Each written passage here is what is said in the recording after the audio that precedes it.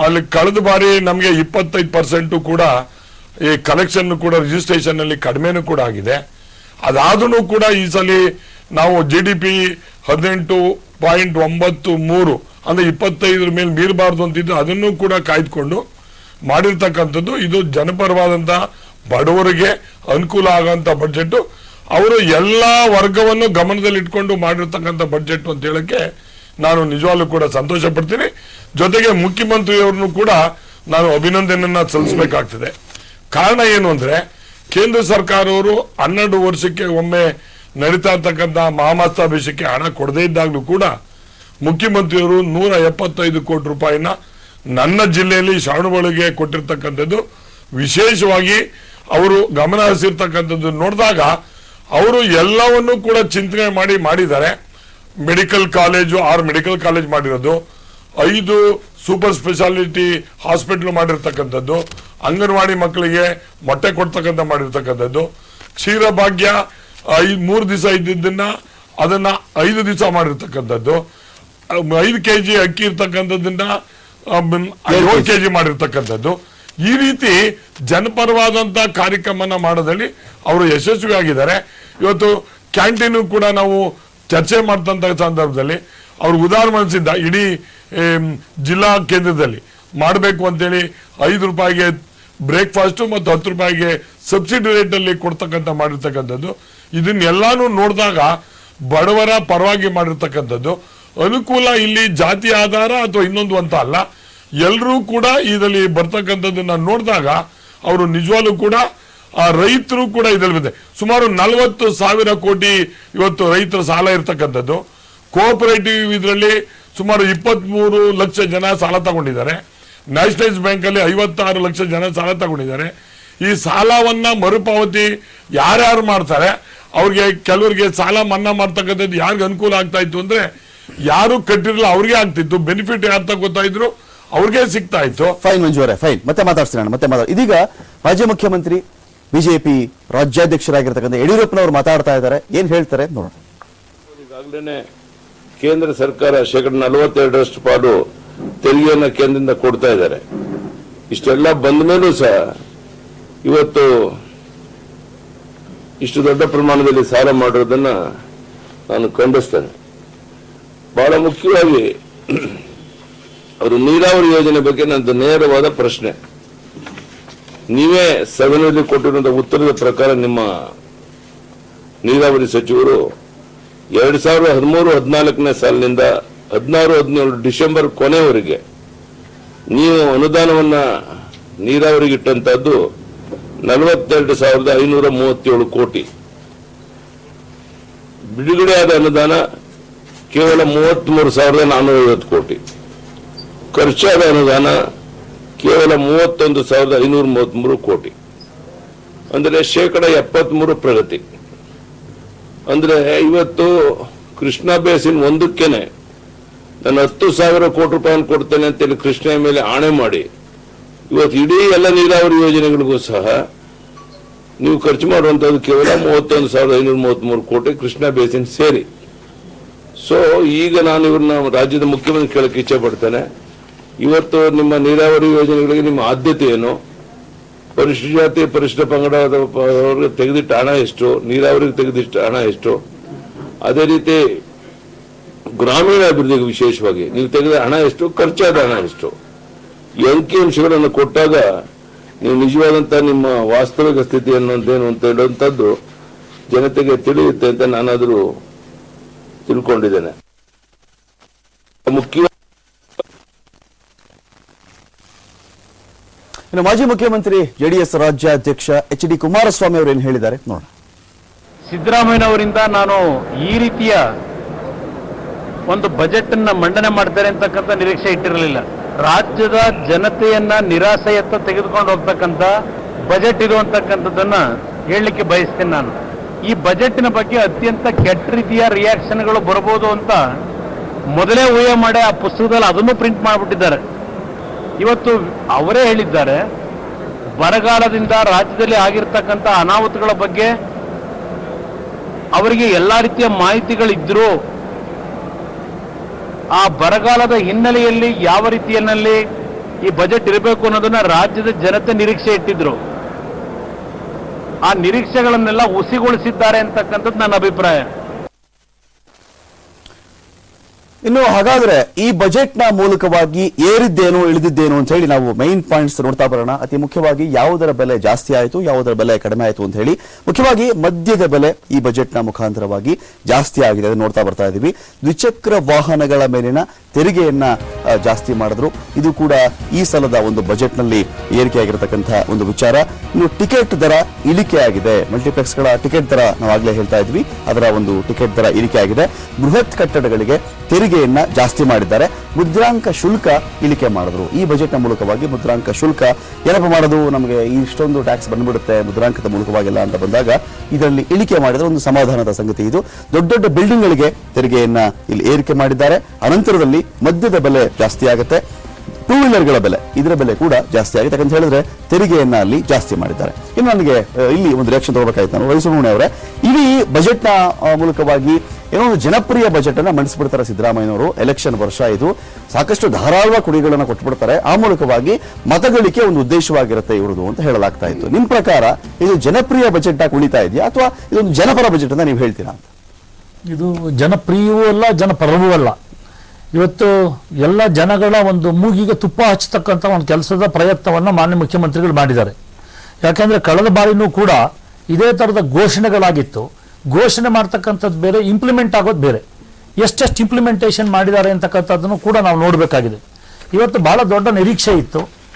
ಯಾವಾಗಲೂ ರೈತರ ಪರವಾಗಿ ಮಾತಾಡ್ತಾ ಇದ್ದಂತಹ ಈ ಸರ್ಕಾರ ಏನು ಕೊಡುಗೆಯನ್ನು ಕೊಟ್ಟಿದೆ ಅಂತ ಈಗ ಹೇಳಿದ್ದಾರೆ. ಈಗಾಗಲೇ ನಾವು 3% ತನಕ ಬಡ್ಡಿಯನ್ನು ನಾವು ಯಾವ 3 ಲಕ್ಷದವರೆಗೆ ಬಡ್ಡಿ ರಹಿತ ಸಾಲ ಅಂತ ಹೇಳಿ ಅದು ಹಿಂದಿರ್ತಕ್ಕಂಥದ್ದನ್ನೇ ಮುಂದುವರಿಸ್ಕೊಂಡು ಹೋಗಿರ್ತಕ್ಕಂಥದ್ದು, ಅದರಲ್ಲಿ ವಿಶೇಷತೆ ಏನಿಲ್ಲ. ಆದ್ರೆ ಈಗಾಗಲೇ ಮಂಜು ಅವರು ಹೇಳ್ತಾ ಇದ್ರು, ಈಗಾಗಲೇ 40,000 ಕೋಟಿಗಿಂತ ಹೆಚ್ಚಿನ ಸಾಲ ಇದೆ. ಕೋಆಪರೇಟಿವ್ ಸೆಕ್ಟರ್ ಅಲ್ಲೇ ಸುಮಾರು 10,000 ಕೋಟಿ ಇದೆ, ಮತ್ತು ನ್ಯಾಷನಲೈಸ್ ಬ್ಯಾಂಕ್ ಅಲ್ಲಿ 30,000 ಕೋಟಿಗಿಂತ ಹೆಚ್ಚಿನ ಸಾಲ ಇದೆ. ಟೋಟಲ್ 42,000 ಕೋಟಿ, 32 ಪ್ಲಸ್ 10. ಇದಕ್ಕೆ ಯಾವುದೇ ಒಂದು ಒತ್ತನ್ನು ಕೊಟ್ಟಿಲ್ಲ. ಈಗ ಹೇಳ್ತಾ ಇದ್ದಾರೆ ಕೇಂದ್ರ ಸರ್ಕಾರ ನೀವೇನು ಮಾಡ್ತೀರಾ, ಕೇಂದ್ರ ಸರ್ಕಾರದ ವಿಚಾರ ಬೇರೆ. ಇವತ್ತು ನೀವು ಇಲ್ಲಿ ಮಾಡ್ತಾ ಇರ್ತಕ್ಕಂಥದ್ದು ಎಲ್ಲ ಕೂಡ ಕೇಂದ್ರ ಸರ್ಕಾರದ ಪೂರಕವಾದಂತಹ ನೆರವು ಯಾವ್ಯಾವುದ್ರಲ್ಲಿದೆ ಅದ್ರ ಬಗ್ಗೆ ಒತ್ತು ಕೊಟ್ಕೊಂಡು ಹೋಗಿದ್ದಾರೆ ಹೊರತು ಇವತ್ತು ಸಂಪನ್ಮೂಲ ಕ್ರೋಢೀಕರಣ, ಆಮೇಲೆ ಎಕ್ಸ್ಪೆಂಡಿಚರ್, ಇದರೊಳಗೆ ಎಕ್ಸ್ಪೆಂಡಿಚರ್ ಯಾವುದನ್ನೂ ಕೂಡ ಇವರು ಸರಿಯಾದಂತ ರೀತಿಯಲ್ಲಿ ತಗೊಂಡಿಲ್ಲ. ಈಗ ಉದಾಹರಣೆಗೆ ಈಗಾಗಲೇ 7th ಪೇ ಕಮಿಷನ್ ಕೇಂದ್ರ ಸರ್ಕಾರ 24% ಅಡಿಷನಲ್ ಇದನ್ನು ಘೋಷಣೆ ಮಾಡ್ತು. ಇವತ್ತು ರಾಜ್ಯದ ಜವಾಬ್ದಾರಿ ಕೂಡ ಇದೆ. ಅದು ಕನಿಷ್ಠ 8,000 ಕೋಟಿ ಇವತ್ತು ಹೊರೆ ಬೀಳುತ್ತೆ. ಇದಕ್ಕೆ ಉಜ್ವಲ ಇದರದ್ದು ಎಲೆಕ್ಟ್ರಿಸಿಟಿ ಹೆಸ್ಕಾಮು, ಬೆಸ್ಕಾಮು, ಜಸ್ಕಾಮುಗಳು ಇದರದ್ದೆಲ್ಲ ಏನಿದೆ ಇದನ್ನೆಲ್ಲವನ್ನ ಒಂದು ಸತಿ ಇದಕ್ಕೆ ಸಾಲದಿಂದ ಹೊರೆ ಮುಕ್ತವಾಗಿ ಮಾಡಬೇಕು ಅಂತ ಹೊರಟಿರ್ತಕ್ಕಂಥ ಸಂದರ್ಭದಲ್ಲಿ ಕನಿಷ್ಠ 2,500 ಕೋಟಿಯಷ್ಟು ರಾಜ್ಯ ಸರ್ಕಾರ ಅದಕ್ಕೆ ಕಾಂಟ್ರಿಬ್ಯೂಷನ್ ಕೊಡಬೇಕಾಗುತ್ತೆ. ಅದ್ರ ಪ್ರಸ್ತಾಪ ಇಲ್ಲ.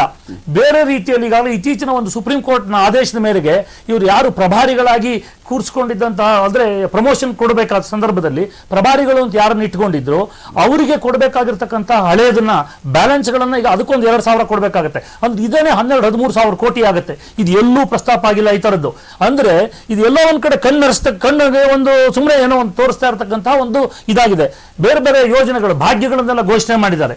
ನಾನು ಹಳೆಯದನ್ನ ಒಂದು ಸುಮ್ಮನೆ ಒಂದು ರೆಫರೆನ್ಸ್ ತಗೋತೀನಿ. ಇದರೊಳಗೆ ಆರ್ಥಿಕ ಸಮೀಕ್ಷೆ ಒಳಗೆ ಬಂದಿರತಕ್ಕಂಥದ್ದು ಲಾಸ್ಟ್ ಟೈಮಲ್ಲಿ ಕೊಟ್ಟಿದ್ರು. ಇವರದ್ದು ಗ್ರಾಮೀಣ ಪ್ರದೇಶದಲ್ಲಿ ಮನೆ ಹಂಚಿಕೆ ಕೊಡ್ತೀವಿ ಅಂತ 10,000 ಕೋಟಿ ಸಾಧನೆ, 10,000 ಮನೆಗಳಂತ ಸೈಟ್ಗಳನ್ನ ಕೊಟ್ಟಿದ್ದು 3,600. ನಗರ ಪ್ರದೇಶ ಗುರಿ 10,000 ಕೊಟ್ಟಿದ್ದು 800. ಅದೇ ರೀತಿ ಭೂ ಸಮೃದ್ಧಿ ಯೋಜನೆ ಬಿಡುಗಡೆ ಅನುದಾನ 32 ಕೋಟಿ, ಬಿಡುಗಡೆ 32 ಕೋಟಿ, ಕೊಟ್ಟಿದ್ದು 5 ಕೋಟಿ.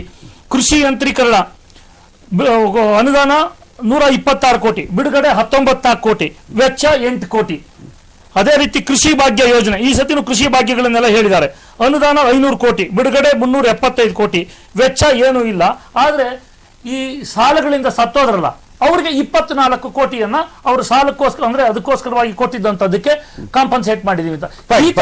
ಈ ತರದಲ್ಲಿ ಎಲ್ಲೋ ಒಂದು ಕಡೆ ಜನಗಳನ್ನ ಸುಮ್ಮನೆ ಎಲ್ಲೋ ಒಂದು ಮಂಕು ಬುದ್ಧಿ ಇದ್ರ ಈ ಬಜೆಟ್ ಪುಸ್ತಕ ತೆಗೆದ್ರೆ ಸುದೀರ್ಘವಾದಂತಹ ಒಂದು ಇದನ್ನು ಓದಿದ್ದಾರೆ, ಸುಮಾರು 3.5 ಗಂಟೆ, ಹೆಚ್ಚು ಕಡಿಮೆ 250 ಪುಟ.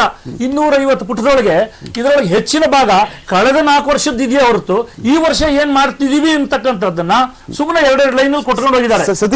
ಸತೀಶ್ ಅವರ ಇದು ಈಗ ನಾವು ಅನಲೈಸ್ ಮಾಡಿದಾಗ ತುಂಬಾ ಜನ ಕೇಳ್ತಾ ಇರೋ ಪ್ರಶ್ನೆ ಏನಂತ ಹೇಳಿದ್ರೆ, ಸುಮಾರು 1,86,000 ಕೋಟಿಗಳ ಒಂದು ಬಜೆಟ್ ಇದರಲ್ಲಿ ಅಟ್ಲೀಸ್ಟ್ ಒಂದು 6,000 ಕೋಟಿನೋ 10,000 ಕೋಟಿನೋ ರೈತರ ಸಾಲ ಮನ್ನಾ ಮಾಡ್ಲಿಕ್ಕೆ ಆಗ್ತಿರ್ಲಿಲ್ವಾ ಅಂತ ಹೇಳಿ. ಈಗ ಸಿದ್ದರಾಮಯ್ಯನವರು ಬಜೆಟ್ ಮಂಡಿಸೋ ಮೊದಲು ರೈತರ ಸಾಲ ಮನ್ನಾ ಮಾಡ್ತಾರೆ ಅನ್ನೋ ವದಂತಿ ಇತ್ತು, ಮತ್ತೆ ಮಾಧ್ಯಮಗಳಲ್ಲಿ ಕೂಡ ಲೀಕ್ ಆಗಿತ್ತು, ಆ ಸುದ್ದಿ ಬಂದಿತ್ತು. ಸುಮಾರು 11,000 ಕೋಟಿ ರೂಪಾಯಿಯಷ್ಟು ಸಾಲವನ್ನು ಮನ್ನಾ ಮಾಡ್ತಾರೆ ಅಂತ. ಅದಕ್ಕೆ 2 ಕಾರಣ ಇದ್ದಿರಬಹುದು. ಒಂದು ಪೊಲಿಟಿಕಲ್ ರೀಸನ್ ಮಾಡದೇ ಇರೋದಕ್ಕೆ ಸದ್ಯ, ಇನ್ನೊಂದು ಎಕನಾಮಿಕ್ ರೀಸನ್ ಇದ್ದಿರಬಹುದು. ರೈತರ ಸಾಲ ಮನ್ನಾ ಮಾಡೋದು ದೀರ್ಘಾವಧಿ ಪರಿಹಾರ ಅಲ್ಲ.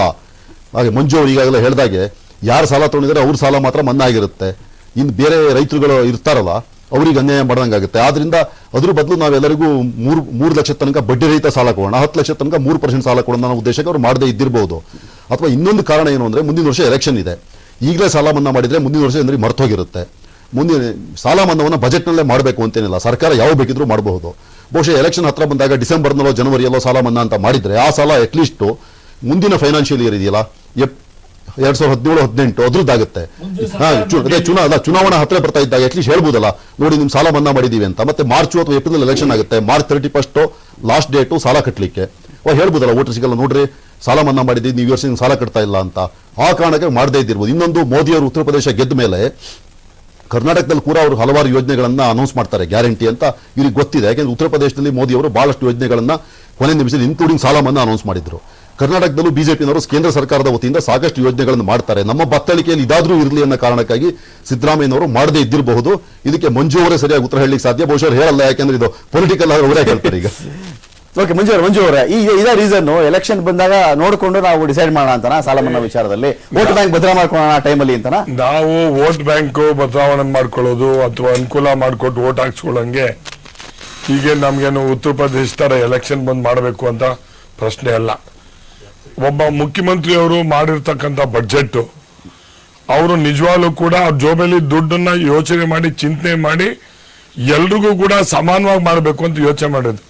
ನಮ್ಮ ಸ್ನೇಹಿತರು ರವಿ ಸುಬ್ರಹ್ಮಣ್ಯ ಅವರು ಹೇಳಿದ್ರು, ಘೋಷಣೆ ಮಾಡಿದ್ರು ಅಂತ ಹೇಳಿ. ಬಹುಶಃ ನಾವು ಹೆಮ್ಮೆಯಿಂದ ಹೇಳ್ಕೊತೀವಿ, ಚುನಾವಣೆಯ ಪ್ರಣಾಳಿಕೆ ಬಂದಂತ ಸಂದರ್ಭದಲ್ಲಿ 160 ಇದನ್ನ ಘೋಷಣೆ ಮಾಡಿದ್ದು. ಅದರಲ್ಲಿ 124 ಘೋಷಣೆಗಳನ್ನು ಕೂಡ ಕಂಪ್ಲೀಟ್ ಮಾಡಿರ್ತಕ್ಕಂಥದಕ್ಕೆ ದಾಖಲೆ ಇದೆ. ಯಾವ್ಯಾವುದು ಅನ್ನೋದಕ್ಕೆ ಬೇಕಾದ್ರೆ ರವಿ ಸುಬ್ರಹ್ಮಣ್ಯ ಅವರಿಗೆ ನಾನು ಯಾವ್ದು ಮಾಡಿದೀವಿ ಅನ್ನೋದ್ರ ಬಗ್ಗೆ ಹೇಳ್ತೀವಿ. ನಿಜ, ಅವ್ರಿಗೆ ಸಿಟಿನಲ್ಲಿ ಸೈಟು ಮನೆಗಳು ಕಡಿಮೆ ಆಗಿದೆ ಅಂತ ಹೇಳಿದ್ರು. ಅವ್ರದೇ ಕ್ಷೇತ್ರದಲ್ಲಿ ಅವರೇ ಶಾಸಕರು, ಮನೆ ಕೊಟ್ಟರೆ ಸೈಟ್ ಕೊಡೋದಕ್ಕೆ ಆ ಕ್ಷೇತ್ರದಲ್ಲಿ ಜಾಗ ಎಲ್ಲಿದೆ ಅನ್ನೋದ್ರ ಬಗ್ಗೆ ಅವ್ರು ಹೇಳ್ಬೇಕು. ಬಹುಶಃ ನಮಗೆ ಈಗ ಅದಕ್ಕೆ ಆ ಸ್ಕೀಮನ್ನ ಬದಲಾವಣೆ ಆಗಿ ಮೊದಲು ಫಸ್ಟ್ ಗ್ರೌಂಡ್ ಮನೆ ಕೊಡ್ತಿದ್ದಲ್ಲ, ಅದು G+3 ಕೊಡ್ತಕ್ಕಂಥದ್ದು ಮಾಡೋದಕ್ಕೆ ಈಗಾಗಲೇ ಚಿಂತನೆಯನ್ನ ಮಾಡಿದೀವಿ.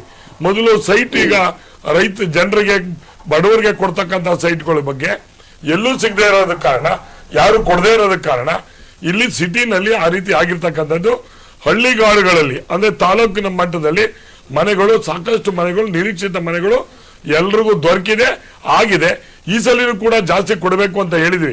ಬಹುಶಃ ಸಿದ್ದರಾಮಣ್ಣ ಅವರು ಚುನಾವಣೆ ದೃಷ್ಟಿ ಅಥವಾ ಮೂಗು ತುಪ್ಪು ಸವರೋದು ಅನ್ನಂಗಿದ್ರೆ ಹಿಂದೆ ಇವ್ರು ಮಾಡಿ ಬಿಟ್ಟು ಹೋಗಿದ್ರಲ್ಲ, 25,000 ಕೊಡ್ತೀವಿ ಅಂತ ಹೇಳಿ ಸರ್ಕಾರ, ಅದನ್ನ ಸಾಲ ತೀರಿಸಿದಂತ ಕೀರ್ತಿ ಬಿಜೆಪಿ ಮಾಡಿದ್ದು ನಮ್ಗಾಯ್ತು ಅನ್ನೋದನ್ನ ನೀವು ಮರಿಬೇಡಿ.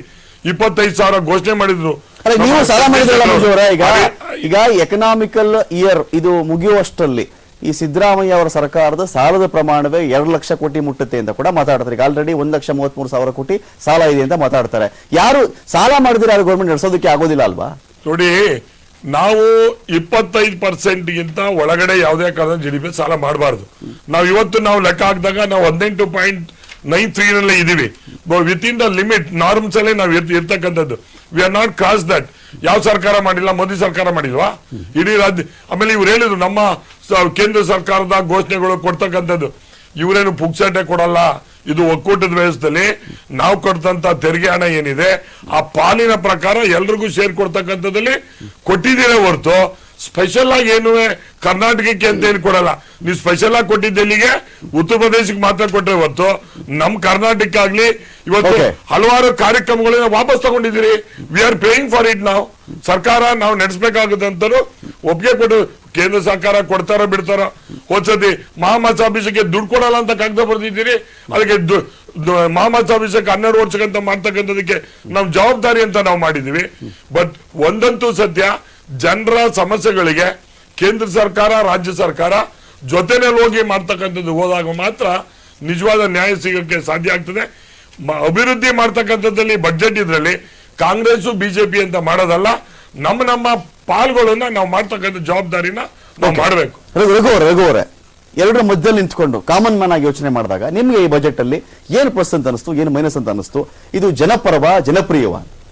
ಅಲ್ಲ, ಬಹಳ ಮೆಗಾ ಏನು ಘೋಷಣೆಗಳನ್ನು ಮಾಡಿಲ್ಲ ಎಲೆಕ್ಷನ್ ಟೈಮು ಹಾಗೆ ಹೇಗೆ ಅಂತಕ್ಕಂಥದ್ದು.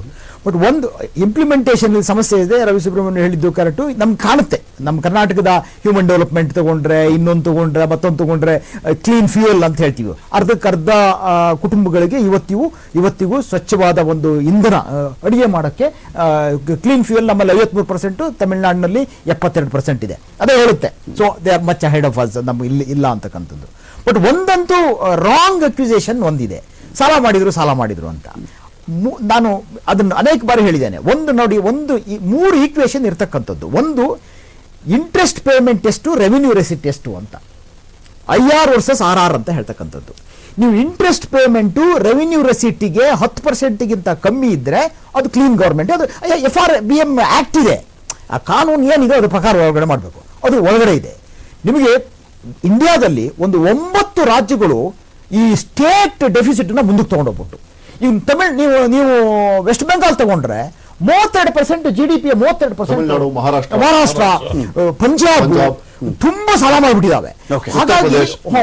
ಹಾಗಾಗಿ ಒಟ್ಟು ಸಾಲ ಏನಾಯ್ತು, ಈಗ ಏನ್ ಹೇಳುದು, ಈಗ ನೀತಿ ಆಯೋಗ ಏನ್ ಹೇಳಿದೆ, 2023ಕ್ಕೆ ಕೇಂದ್ರದ ಸಾಲ 40% ಇರಬೇಕು, ರಾಜ್ಯದ ಸಾಲ 20% ಇರಬೇಕು, ಒಟ್ಟು 60% ನಮ್ಮ ದೇಶದ GDPಯ 60% ದಾಟಬಾರದು ಅಂತ ಒಂದು ಲಕ್ಷ್ಮಣ ರೇಖೆಯನ್ನು ಹಾಕೊಂಡಿದ್ದೀವಿ ನಾವು.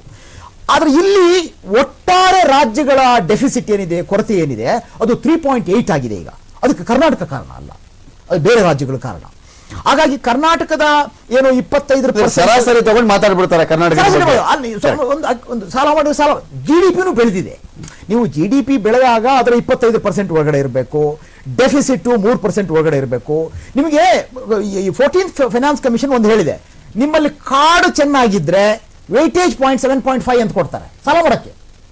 ನಿಮ್ಗೆ ನ್ಯಾಚುರಲ್ ರಿಸೋರ್ಸಸ್ ಗಾರ್ಡ್ ಮಾಡಿದ್ರೆ ನೀವು ಮುಂದಕ್ಕೆ ಹೋಗ್ಬೋದು, ಸಾಲ ಮಾಡಬಹುದು. ಡೆಫಿಸಿಟ್ ಪ್ರಕಾಶ್ ಅವರ, ನೀವು ಅಬ್ಸರ್ವ್ ಮಾಡಿದ್ರಿ ಇಡೀ ಬಜೆಟ್ ಅನ್ನ, ನಿಮ್ಗೆ ಅನಿಸ್ತಿ ಬಜೆಟ್ಗೆ ಸಂಬಂಧಪಟ್ಟಂತೆ?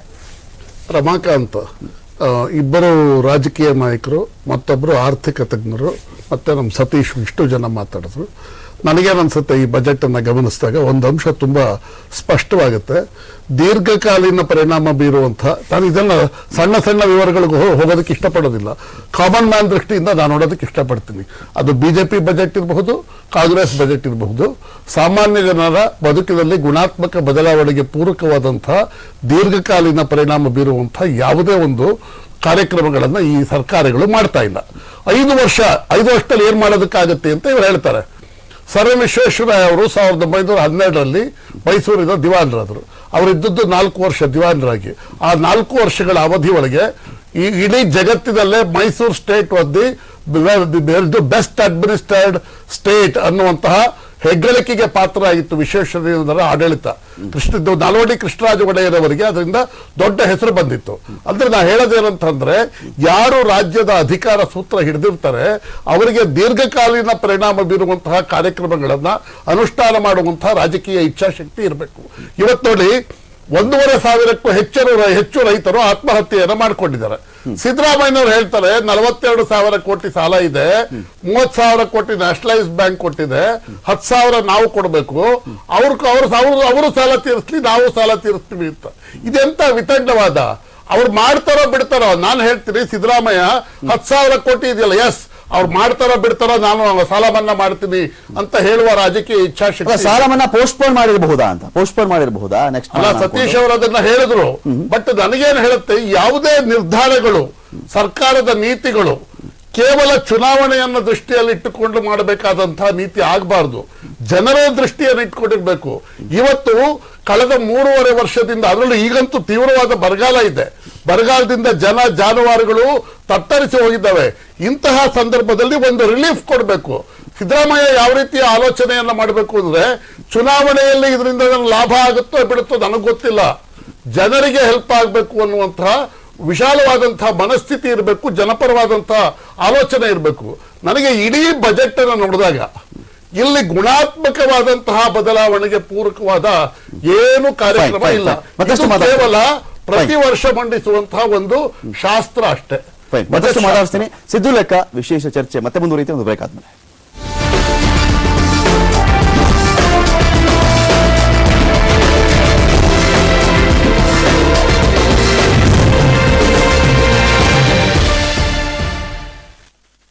ನಿಮ್ಮ ಕನಸಿಗೆ ಹಣ ಒಂದು ಅಡ್ಡಿಯಾಗಬಹುದಾ? ಅಟ್ಟಿಕಾ ಗೋಲ್ಡ್ ಕಂಪನಿಗೆ ಬನ್ನಿ.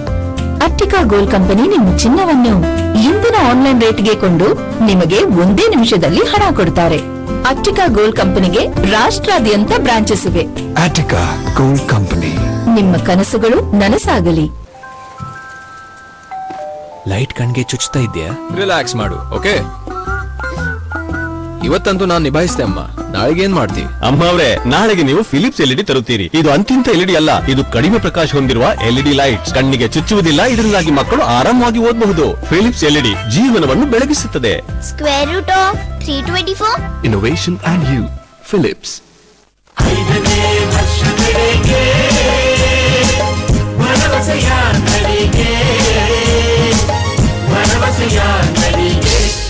ಶತಮಾನಗಳಿಂದ ಆಭರಣಗಳ ತಯಾರಿಕೆಯಲ್ಲಿ ನಿಮ್ಮ ಮನಸೂರೆಗೊಂಡಿರುವ ದವನಂ ಜ್ಯುವೆಲರ್ಸ್ ಪರವಾಗಿ ಧನ್ಯವಾದಗಳನ್ನು ಹೇಳ್ತಾ ಇದ್ದೀನಿ. ಆಭರಣಗಳ ತಯಾರಿಕೆಯಲ್ಲಿ ಬೆಳೆಯುತ್ತಿರುವ ಬೇಡಿಕೆಗಳನ್ನು ಗಮನದಲ್ಲಿಟ್ಟುಕೊಂಡು ನಿಮ್ಮ ಅಭಿರುಚಿಗೆ ತಕ್ಕಂತೆ ನುರಿತ ಕುಶಲಕರ್ಮಿಗಳಿಂದ ಆಭರಣಗಳನ್ನು ತಯಾರಿಸಿ ಕೇವಲ 7-8% ವೇಸ್ಟೇಜ್ನೊಂದಿಗೆ ಮಿಕ್ಕ ಯಾವ ಚಾರ್ಜಸ್ಸು ಇಲ್ಲದೆ ಕಡಿಮೆ ದರದಲ್ಲಿ ನಿಮಗೆ ನೀಡುತ್ತಿದ್ದಾರೆ ದವನಂ ಜ್ಯುವೆಲರ್ಸ್. ಶಾಖೆಗಳು ಕಮರ್ಷಿಯಲ್ ಸ್ಟ್ರೀಟ್ ಜಂಕ್ಷನ್, ಅವೆನ್ಯೂ ರಸ್ತೆ. The different cultures that we have in this country, different languages that we speak, different food that we have. Language does change the flavor of the people. So when you're talking about Tamil or Telugu or Malayalam or Kannada, they have different sense of humor. ಮುತ್ತಿನಂತೆ ಬಿಳಿ ಹಾಗೂ ಬಲಿಷ್ಠ ಹಲ್ಲುಗಳು, ಆರೋಗ್ಯಕರ ಒಸಡುಗಳು, sensitivity ಮತ್ತು ಪಾಯರಿಯ ಮುಂತಾದವುಗಳಿಗಾಗಿ ನಿಮಗೆ ಬೇರೆ ಬೇರೆ tooth paste ನ ಅಗತ್ಯ ಇಲ್ಲ. ಏಕೆಂದರೆ ದಂತಕಾಂತಿ ಒಂದರಲ್ಲಿದೆ ನಿಮ್ಮೆಲ್ಲ ಸಮಸ್ಯೆಗಳಿಗೆ ಪರಿಹಾರ. ಸಿಲ್ವರ್ ಕಾಪಾಡುತ್ತದೆ, ಅದಕ್ಕಾಗಿ ಆಮ್ರಾನ್. ಕೇವಲ ಆಮ್ರಾನ್ ನಲ್ಲಿದೆ ಸಿಲ್ವರ್ ನ ಸುರಕ್ಷೆ. ಇದಕ್ಕೆ ನೀಡುತ್ತದೆ ಲಾಂಗ್ ಲೈಫ್. ಆಮ್ರಾನ್ ಸಿಲ್ವರ್ ಟಿಂಗ್, ಸಿಲ್ವರ್ ಟಾಂಗ್. ಚಿನ್ನ ಮಣಪುರಂ ಲಾಕರ್ ನಲ್ಲಿದರೆ ಎಂದು ಎಲ್ಲಿಯೂ ಸ್ಮಾರ್ಟ್ ಆಗಬಹುದು. ಎಂದು ಎಲ್ಲಿಯೂ ಸ್ಮಾರ್ಟ್. ಮಣಪುರಂ ಲಾಕರ್ ಅಲ್ಲಿ ನಿಮ್ ಚಿನ್ನ ಸೇಫ್ ಆಗಿದೆ. ನೀವು ಸ್ಮಾರ್ಟ್ ಆಗಿ. ಇಷ್ಟೊಂದು ಸಂಪಾದನೆ ಕೊನೆಗೂ ಯಾವುದರಿಂದ ಬಂತು? ನನ್ನ ಸೋನಾಲಿಕಾ ಟ್ರ್ಯಾಕ್ಟರ್ ನಿಂದ. ಮತ್ತೆ ಬೇರೆ ಯಾವುದರಲ್ಲಿದೆ ಇದಂ? ಸೋನಾಲಿಕಾ ಟ್ರ್ಯಾಕ್ಟರ್, ಸೋನಾಲಿಕಾ ಟ್ರ್ಯಾಕ್ಟರ್, ಶಕ್ತಿಯ ಹೆಚ್ಚುರುಕು. ಭಾರತದ heavy duty tractor range Sonalika tractor. Heavy duty ನಿಮ್ಮ ಹಾಗೆ.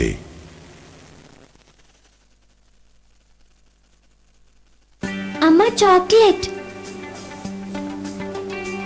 ಬೇಕು, ಚಾಕ್ಲೇಟ್ ಬೇಕು. ನಾವು ಚಾಕ್ಲೇಟ್ ಮತ್ತು ಎನರ್ಜಿ ಬಾರ್ ನ ಒಂದು ಆರೋಗ್ಯಕರ ಪರ್ಯಾಯ ತಯಾರಿಸಿದ್ದೇವೆ, ಪತಂಜಲಿ ಎನರ್ಜಿ ಬಾರ್. ಚಾಕ್ಲೇಟ್ ನ ಕೆಟ್ಟ ಅಭ್ಯಾಸದಿಂದ ಮುಕ್ತಿ ಪಡೆಯಿರಿ. ಶಕ್ತಿ ಸ್ವಾಸ್ಥ್ಯಕ್ಕಾಗಿ ಪತಂಜಲಿ ಎನರ್ಜಿ ಬಾರ್ ತಿನ್ನಿರಿ. ಒಂದು ರಾಣಿ ಬೇಕಷ್ಟೇ, 1 ಲಕ್ಷ ಗೆಲ್ತೀನಿ. ರಾಣಿ ಕೈಗೆ ಬಂದು ಇವನು ಇಲ್ಲ ಹೋದ. ನನ್ ಗೆಳೆಯರಿಗೆ ತುಂಬಾ ಥ್ಯಾಂಕ್ಸ್. ರಂಜಿತ್ ಹಾಗೂ ಸುಜಿತ್ಗೆ, ಮೈನಳ ಸ್ಮೈಲ್ಗೆ, ಶ್ಯಾಮ್ ಅವರ ಹೇರ್ ಕಟಿಂಗ್. ಏನ್ ನಡೀತಿದೆ? ರಮ್ಮಿ ಆಡ್ದೆ, ಕ್ಯಾಶ್ ಗೆದ್ದೆ, ಭಾಷಣ ಕೊಟ್ಟೆ. ರಮ್ಮಿ ಆಡಿರಿ, ಕ್ಯಾಶ್ ಗೆಲ್ಲಿರಿ. ಕೇವಲ rummycircle.com ನಲ್ಲಿ. ಸರಿನಾ ಮೇಡಮ್? ಏನೋ ಸರಿ ಕಾಣ್ತಾ ಇಲ್ಲ. ನೀನು ಸ್ಟೆಬಿಲೈಸರ್ ಅನ್ನು ಮಧ್ಯದಲ್ಲಿ ಹಾಕು. Inverter AC madam. ಎಸಿನ ಸೈಡ್ ಅಲ್ಲಿ ಇಡು ಅಥವಾ ಕೆಳಗಡೆ ಇಡು. ಏನೋ ವಿ ಗಾರ್ಡ್ ನ ಎಸಿ ಸ್ಟೆಬಿಲೈಸರ್ ಎಷ್ಟೊಂದು ಸ್ಟೈಲಿಶ್ ಅಂದ್ರೆ perfect. India's number 1 stabiliser.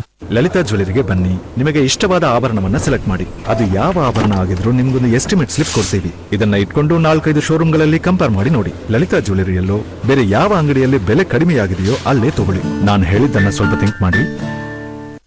Paint, flooring ಯಾವುದನ್ನು ಬೇಕಾದ್ರೂ ಬದಲಾಯಿಸಬಹುದು. ಆದ್ರೆ ಟಿಎಂಟಿ ಕಂಬಿ ಎಕ್ಸ್ಟ್ರಾ ರಿಬ್ಬಿರೋ ಇಂಡಸ್ ಟಿಎಂಟಿ ಕಂಬಿನೇ correct choice. Extra strength, extra ರಕ್ಷಣೆ.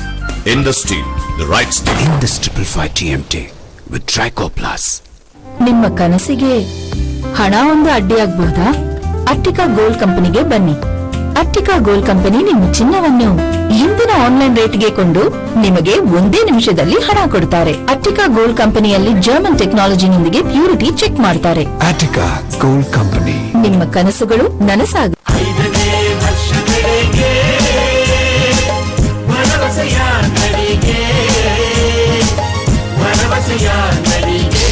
ನಿಮ್ಮ ಮಕ್ಕಳ ಕಣ್ಣುಗಳನ್ನು ಇಷ್ಟೊಂದು ದುರ್ಬಲವನ್ನಾಗಿ ಮಾಡಬೇಡಿ. ಡಿಶ್ HD+ ಹಾಕಿಸಿ. ಇದು 5 ಪಟ್ಟು ಉತ್ತಮವಾದ ಪಿಕ್ಚರ್ ಕ್ಲಾರಿಟಿ ಕೊಡುತ್ತದೆ. ಮಕ್ಕಳ ಕಣ್ಣುಗಳ ಕಾಳಜಿ ಇದ್ದಲ್ಲಿ ಈ ನಂಬರ್ಗೆ ಮಿಸ್ಡ್ ಕಾಲ್ ಕೊಡಿ. ಸಾಕಷ್ಟು ವನಸೆಗಳಿಂದ ತಯಾರಾದಂತಹ ಶಕುಂತಲಾ ಹರ್ಬಲ್ ಹೇರ್ ಟೋನ್ ಯಾವುದೇ ಅಡ್ಡ ಪರಿಣಾಮಗಳಿಲ್ಲ, ರಾಸಾಯನಿಕ ಪದಾರ್ಥಗಳನ್ನ ಇದರಲ್ಲಿ ಸೇರಿಸಿಲ್ಲ. ಹೌದು, ರಾಣಿ ಶಕುಂತಲಾ ಹರ್ಬಲ್ ಹೇರ್ ಟೋನ್ ಹಲವಾರು ಕೂದಲ ಸಮಸ್ಯೆಗಳಿಗೆ ನೈಸರ್ಗಿಕ ಪರಿಹಾರ. ರಾಣಿ ಶಕುಂತಲಾ ಹರ್ಬಲ್ ಹೇರ್ ಟೋನ್. ನನ್ನ ಮುನ್ನಾರಾಯಿ ಗೆಟ್ ಆನ್ಲೈನ್ ಕಾಸಿಪಾಯಿ ನನ್ನ ಮುನ್ನಾರಾಯಿ ಕಾಸಿಪಾಯಿ ನನ್ನ ಮುನ್ನ.